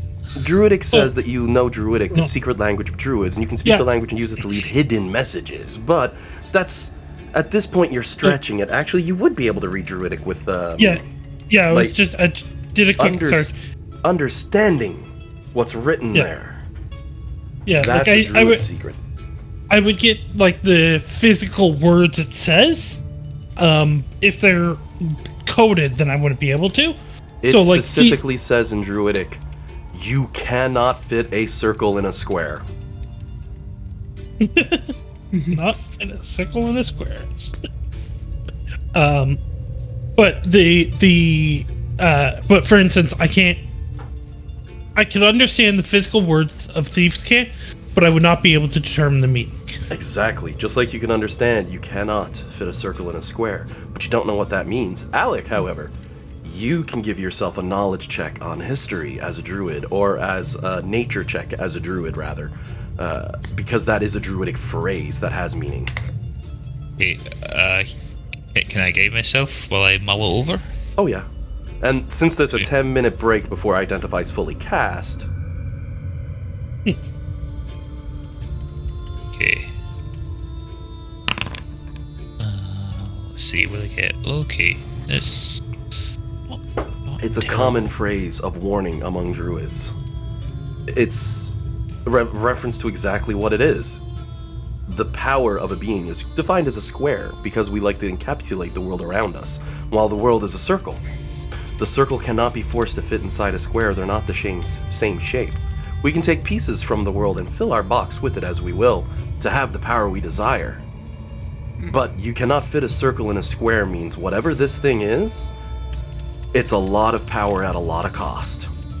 It's a warning more than anything else, a do not use this warning. Yeah. You cannot fit a circle in a square. Magic by its nature, very much like the world is a big circle, and wizards are trying to always box it in, which is where the phrase originated from, so it's partially an insult to wizard, but also a begrudging acknowledgement to wizards, because yes, they have fit some of that circle in a square, in order to do what they have to the weave, to use the powers they have. Yeah. I'm not touching that. Alec will walk around and put a wall between him and whatever that is. Does he warn the Nimbars? Yeah. Okay. Of course he does. He goes, yep. Nimbar will be like, yes, you make sure all the other kids stay safe over there. Just fair warning number. We don't like writing down shit, and someone has written down shit. So, whatever that is, bad juju. And around Good to that know. time, you'd be having finished your Identify. And what you can confirm is that this is a portal to another dimension. Portal. That was unexpected. And it's presently sealed closed, though the darkness from where the two hands are requires a sacrifice to open the portal. What is to be sacrificed, you cannot say, for the Identify spell could not learn that. Strictly that this is a portal that requires sacrifice to open. just want to read the wording I identify.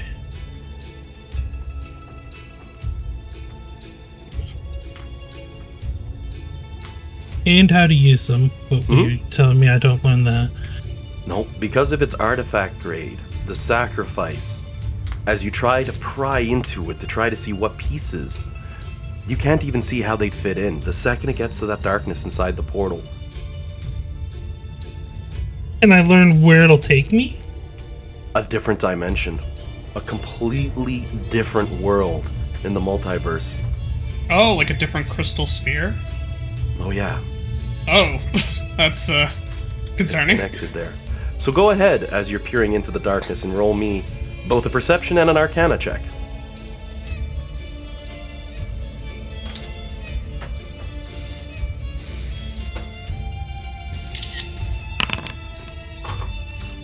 Oh, and Jillian, if you could write down the 17th of Marinpulth around 6 p.m. on your character sheet somewhere, so you know on the 27th of Marinpulth, you lose that charm. It's 10 days, right? So with your perception check, nothing. With your arcana skill check, as you peer into the depths and examine the spell with your identify and put the pieces together, there is one interesting thing you can discern from that. As you peer into the darkness of the void, it peers back, because the dimension that it leads to is not there. There is nothing there. If you were to go through, it would essentially function the same as walking into a sphere of annihilation, which I've linked in the chat group. It leads to a world that no longer exists, that has been completely and utterly obliterated. Sheer death would be your only result of walking through there. Worse than you could ever imagine. You would cease to be. Well, that's...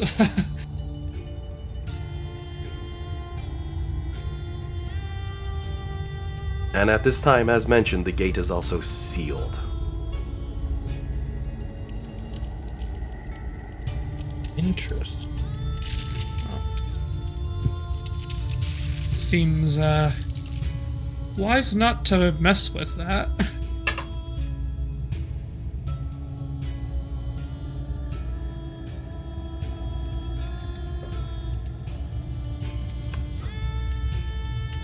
Well then, since we're about out of time anyway, and I've left you all with a doozy of a head scratcher with that one, I'm gonna say let's go ahead and cut it for this week. Okay. As we can pick up next week, as you all continue your way through this devastating maze. As mentioned, I don't recommend reading the spoilers too much into the journal notes or the videos, because they will spoil the heck out of everything. It's going to be a good time next week. Can you remind me what time? The 17th of... Well, whichever month it is. Marpenoth, M-A-R-P-E-N-O-T-H. Okay. Says on the clock At there. what time? 4 p.m.? 6 p.m. I'm rounding it to 6 p.m. I think it was probably closer to 8, but if it comes down to the minutes, and it's thematically more important that you have it at that period in time, you might find you keep it until 8 p.m. instead of 6 p.m. Or if I look at the recording, which I probably won't because I'm lazy. Yeah, I said it. And before we shuffle off for the night, any questions, anyone? Nope. I think Awesome. No. All good. this is cool though. I like this is a fun, like the maze explorers fun. I like A fun Schwingus. and yes, the Schwingus showing up was fun. The little guys. I like the huge difference in those two quests at the start of that campaign setting. It's like, Yeah. it's like happy, like here's some mystical, like fake creature spirits, or like murderer, like dangerous murderer who, if you actually are level 1 when you find him, will beat the shit out of you. I was super happy to get a picture of Schwingus for that one, because it's a nice thing to have. That picture I used is straight out of the new adventure that came out recently. That's what they provided for Schwingus as a reference, but it's such a good picture. This is essentially what you're saying here. Yeah. I figure the murder one, you're not really meant to, like, you're meant to start it at level 1. I don't feel like you're meant to finish it at level 1. Because if you actually do that fight, he's gonna there's a good chance he's gonna kill a player at least. Like, just looking at the balance of that stat sheet, right? Alrighty then, everyone. Well, I'm gonna call it because it's over. And as always, if there's any questions, feel free to send a message. But it was fun. Thank you for your time. Yes, thank you. That was my fun. pleasure as always. I look forward to exploring more of the maze. Good luck next week. Try not to die. Your usual stuff. And as always, everyone, stay safe. Thanks, Alan. Thank you, everyone. Later, everyone. Cheery.